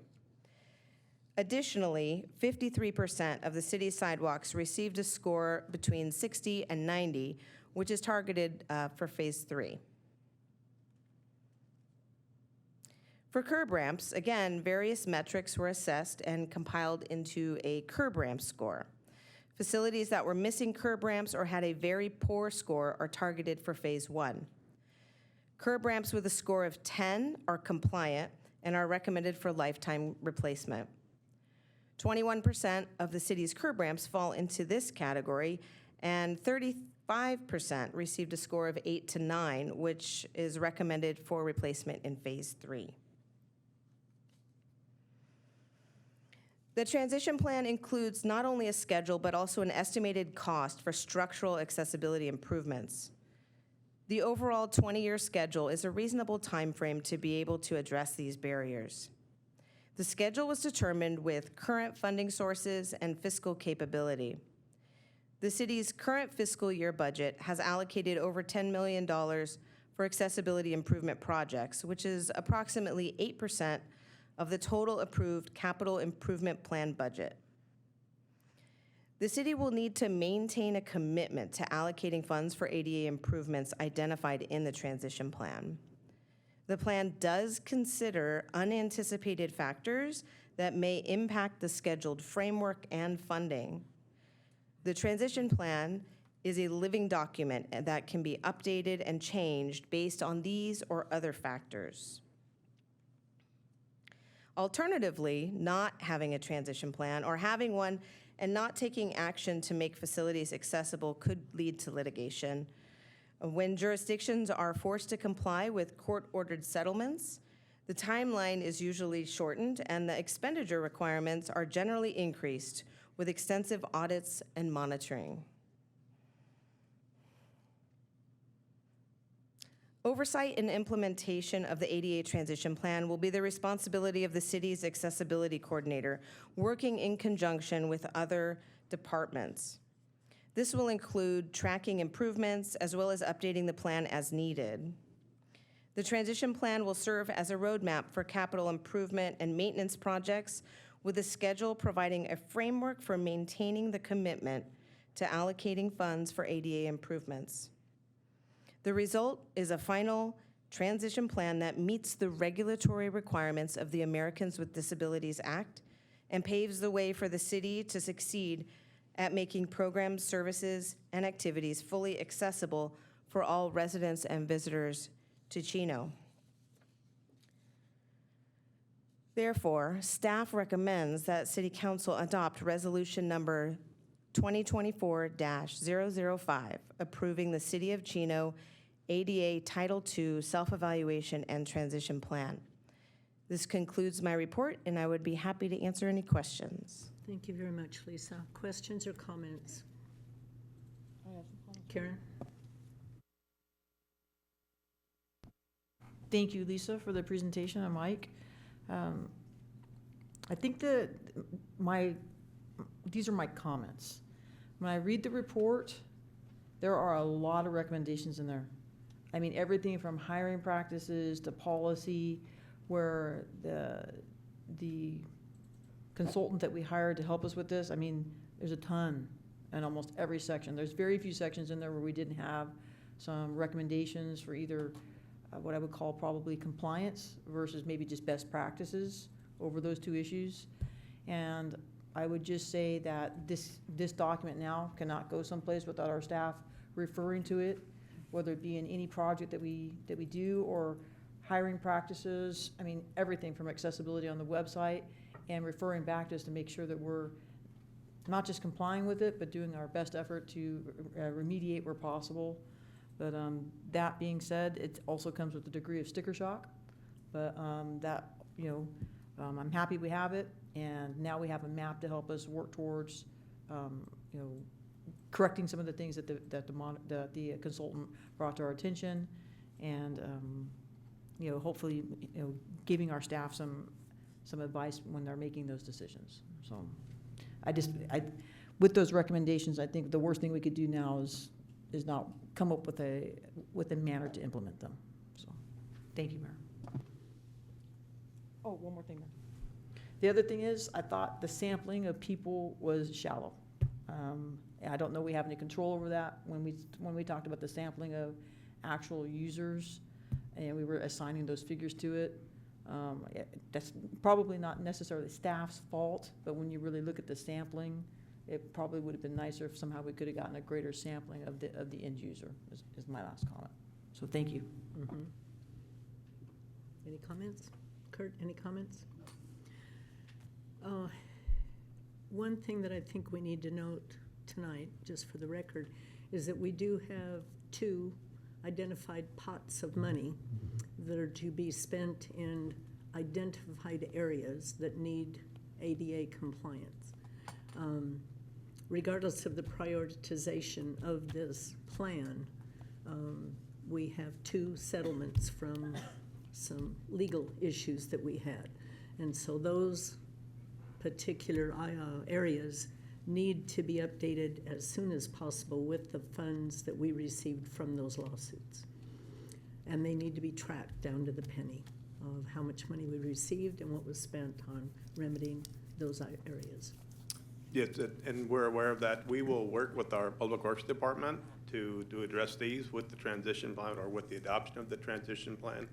As Lisa indicated, it provides a kind of a clear roadmap. So we're not just kind of doing the shotgun approach, if you will. Now we have clear direction on what we can do and what we shouldn't do. Yeah. So we'll also, once these things are corrected, if you will, the violations removed, the transition plan will be updated. So it'll be constantly being updated with photos, documentations, and things like that. So this will be, that's correct. Excellent. And then the reason why I brought up the funding is as you know, if the monies are not spent, I don't want to say immediately because nothing can be done immediately, but within a relatively acceptable short time of acquiring those funds, you know it's going to be more expensive to do the work. So unless we get it done with the funds from those settlements, our city's gonna have to foot the bill on whatever the difference is. So I would encourage us to get those projects done. Okay, with that, I would entertain a motion and a second then to approve item number 12. Motion from Councilman Flores, second by Councilman Lucio. Please vote. Item passes unanimously. Next item on the agenda is Mayor and Council reports. I have item number 13, Community Services Parks and Recreation Commission appointment. After interviewing all of the applicants, I believe that we selected an absolutely outstanding person for this position, and that is Stephanie Mendoza. And I would ask for a motion and a second to approve her appointment. There's a motion from Councilman Flores, second from Councilman Lucio. Please vote. Stephanie, if you would come up, it was unanimously approved and you will be sworn in.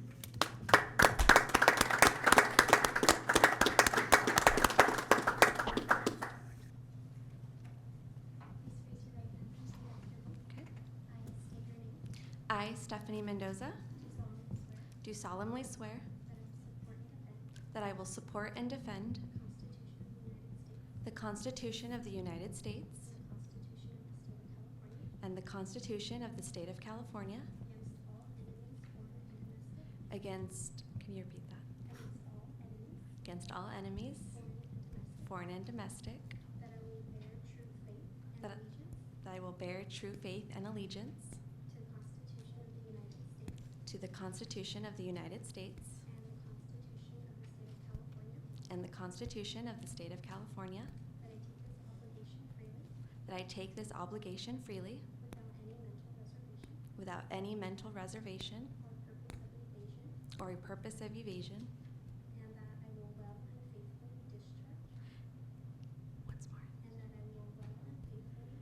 and that I will well and faithfully discharge the duties into which I'm about to enter. Thank you. Thank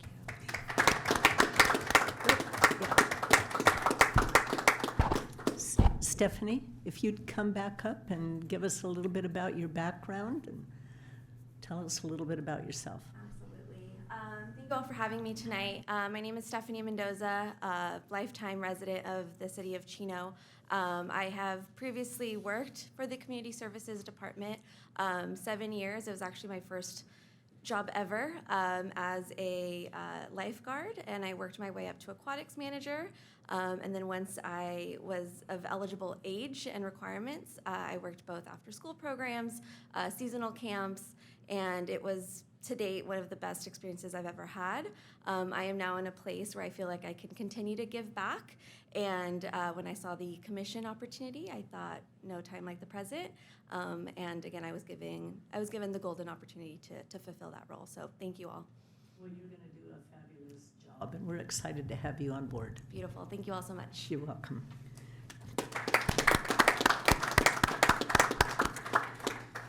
Okay, and then my report. Wednesday, February 7th, I attended the Omnitrans and San Bernardino County Transportation Authority Boards of Directors. And then that afternoon, I recorded a few of the mayor's messages. Friday, February 9th, I attended the Good Samaritan Award celebration along with Councilman Flores by the San Bernardino Archdiocese, where Charlene King from Isaiah's Rock was honored as a Good Samaritan. Tuesday, February 13th, I had my one-on-one with City Manager Reich. Along with the rest of the council, I attended our workshop where we received a presentation from Monica Ariano, Chief of Council of Governments and Equity Programs, San Bernardino Council of Governments / San Bernardino County Transportation Authority, on the San Bernardino Council of Governments, and where we also had a discussion on our 2021-29 housing element update. Wednesday, February 14th, I attended the Mayor's Prayer Breakfast. Thursday, February 15th, I attended Omnitrans Administrative and Finance Committee meeting and the SBCTA Transit Metro Valley Committee meetings. And then I attended the City of Upland's ribbon cutting for their Reservoir 15. Tuesday, today, I was going to have my one-on-one with City Manager, but got rained out. And then we had closed session prior to the council meeting.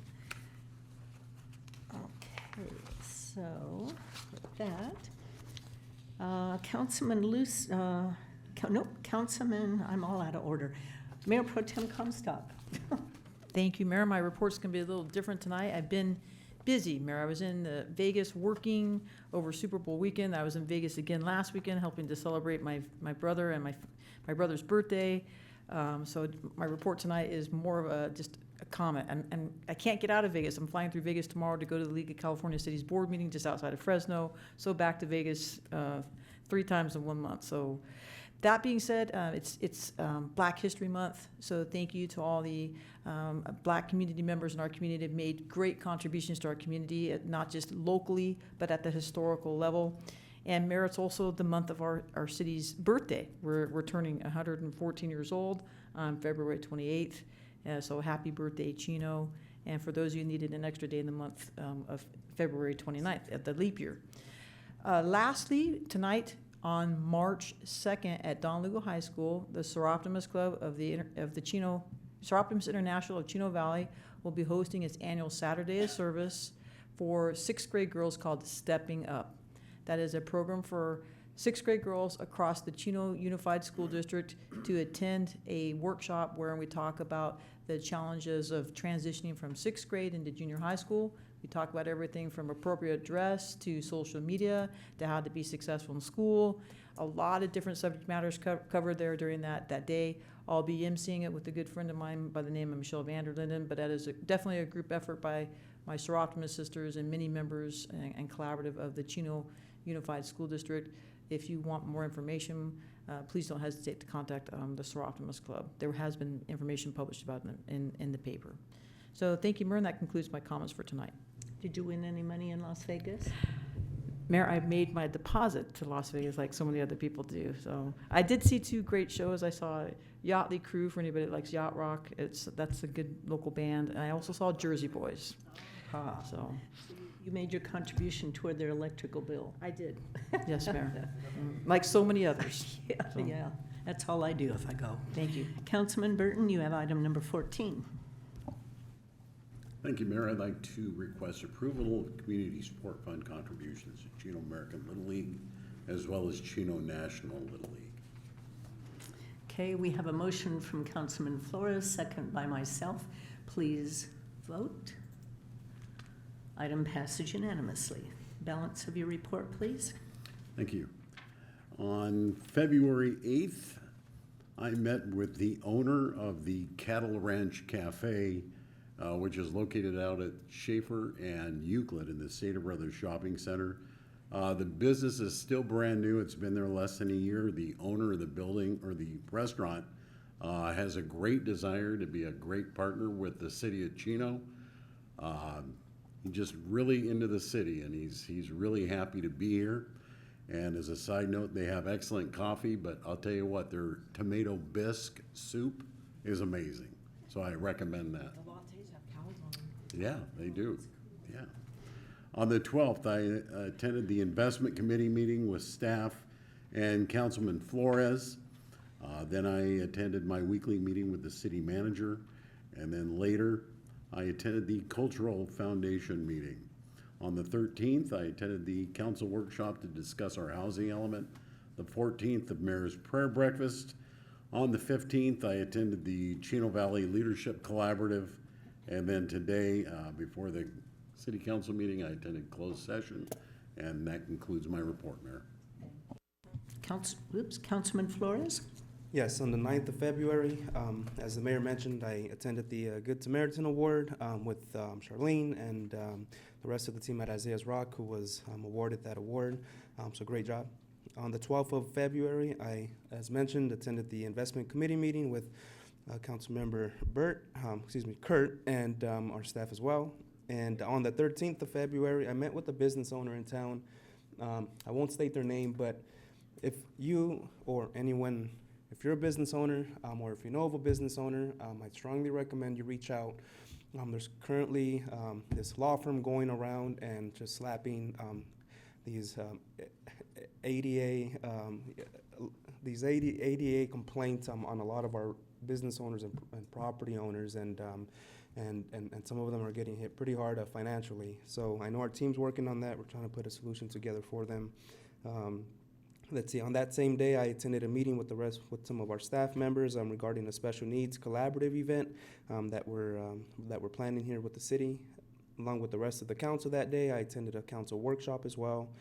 On the 14th of February, I attended the Mayor's Prayer Breakfast, and that same night, I had the opportunity to fill in for Mayor Pro Tem Comstock at the Chino Valley Fire District Board meeting.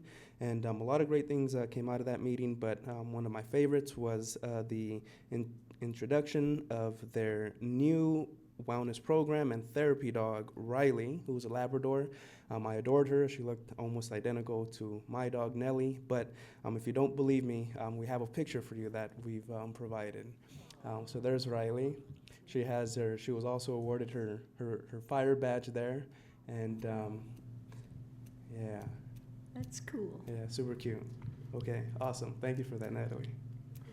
And I guess I'll conclude with on the 20th, today, I attended a grand opening / ribbon cutting for Wave Paint Specialist, a new business in town, and so a lot of best of luck to them, and much success to them as well. That concludes my comments, Mayor. Okay, Councilman Lucio.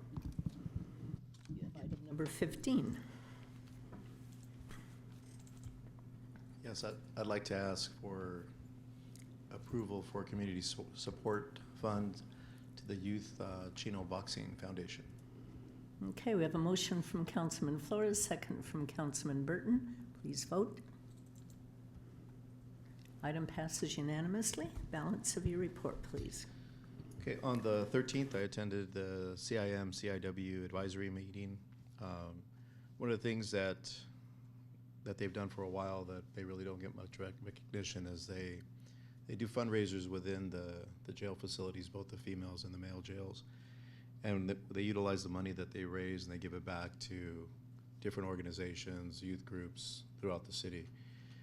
They picked the Chino Boxing Foundation to be the one that they give their next donation. I believe they're donating, I think, something like $4,000 to them. So I told them that, and I think they're doing it at their next board meeting, or I think they have an awards dinner that's coming up. And so they're going to present it there. But I told them that, I would love to have them do the presentations here, so that way people can see that they're actively involved in the community. It's televised for people to see that everybody always puts nobody really wants a prison in their backyard, but I mean, these guys are actually going out there and trying to do some good things in our community, and I think they should be recognized. So I told them, hey, we'd love to have you guys here, do your presentations here, so that at least the city is televised, they can see what you guys are doing. And they said that they were amenable to that, but I guess right now it's conflicting with some of their schedules. So maybe hopefully in the future we'll be able to have them come out here and do some of their presentations. On the 13th, later on that day, I also attended a meeting with the city manager. And later that day, we had our city council workshop on the 13th. On the 20th, I attended a meeting with the city manager. And really these past couple of weeks, I've been tied up being a dad, a lot of wrestling. This is the end of the year. So last Friday, I went to Palm Springs to go watch the Masters tournament. And I will say that Chino did very, very well for being a young program. They got 4 boys that are going to be going to the state tournament, so they'll be up there. I think they go there on Wednesday. First wrestling starts taking place on Thursday. Then Friday, if you make it past Friday, then you go to the finals, or at least the placing rounds on Saturday. But one of the things that they have been posting on their social media website is that girls wrestling is probably one of the fastest growing sports that has been around. And out of their 4 boys that they had, they also had 2 women that competed and made it to state. And one of the women was actually the champion at Masters, so she actually won Masters. So she's going to be representing the Southern section up there as one of the top, I guess, the top seed for Southern section. So, yeah. So I also want to congratulate my son. He competed last weekend. He's also won Masters. He's a 2-time Masters champion, 3-time CIF champion. So he's going to be going in as the #1 seed from Southern section. Hopefully, depending on the rankings you're looking at, he's either #5 or #7 in the state. So we're hopeful that he does well. So I just wanted to acknowledge him for the hard work that he's done and everything that he's accomplished this year. Congratulations. City Manager Reich, anything this evening? Thank you, Mayor and Council. Just a reminder, tomorrow's Student Government Day. It's the one day of the year that we partner with the school district to bring some of our brightest kids over here, and they do a mock council meeting.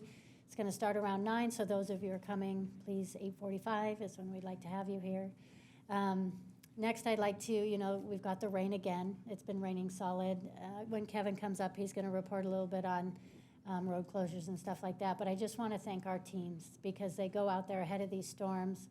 They make sure that they clear all our basins to make sure that we don't have flooding. And, I was talking about it earlier. I think that our city as a whole, because of the work we've done on storm drains, we're not having as much flooding as we've had in the past. And I know that our residents really appreciate that. But there's more to do. We still have a few roads that are flooding, and it's continuous flooding. So as we get those repaired, moving forward, we won't have as much flooding in the future. So I just want to thank our teams for that because they do work hard. They do work through the night, and it's cold and it's wet and it's hard work. And they work so hard. That's it tonight, Mayor.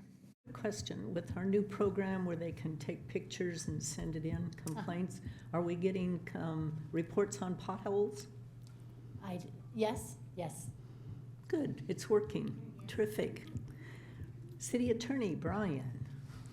Yeah, just a brief note that City Attorney Fred Galante is not here tonight due to a death in the family this last weekend, so he's very appropriately spending time with his family tonight.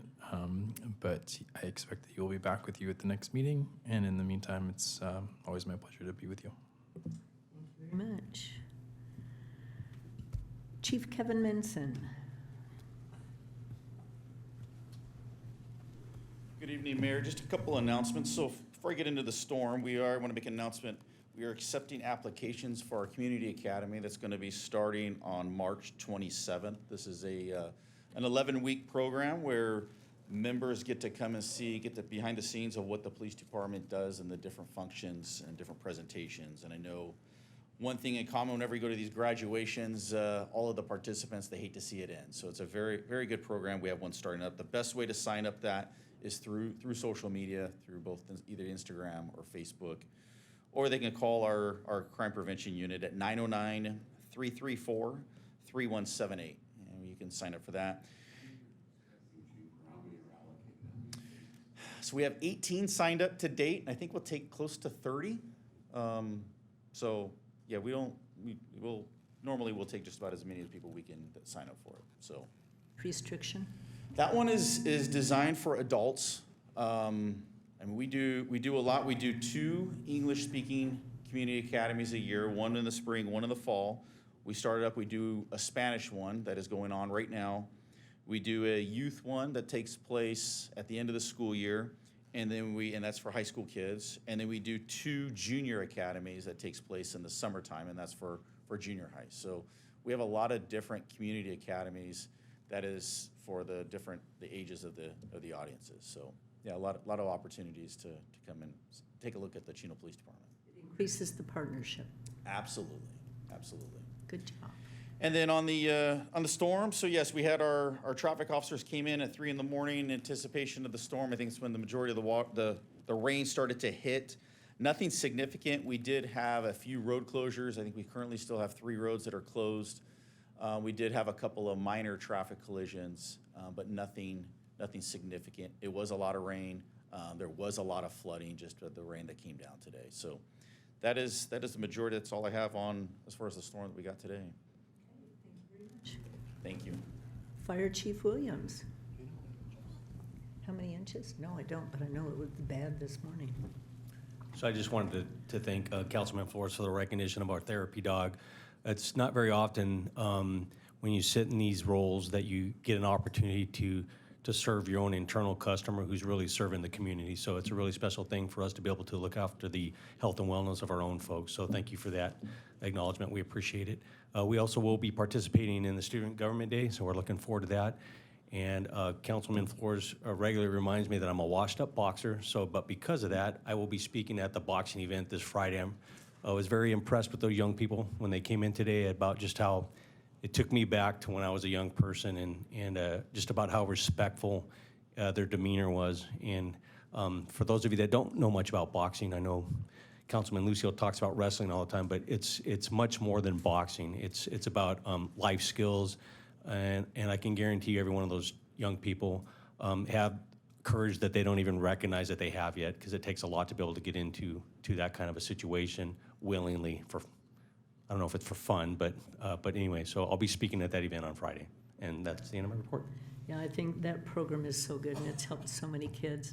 I get a kick out of course, our kids are all grown, but I wish I'd have put my daughter in that program. Can you imagine being the parents of a daughter that's gone through the boxing program? You wouldn't even have to worry about her when she goes out on dates, right?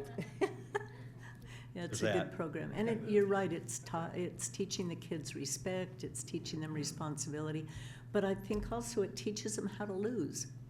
You know, lose with dignity and be truly happy for the winning person. Sportsmanship. Sportsmanship, true sportsmanship. And it also teaches them, unlike a lot of school programs now, that not everybody wins, right? Teaches them true life. So looking forward to hearing your story on Friday. Okay. Thank you.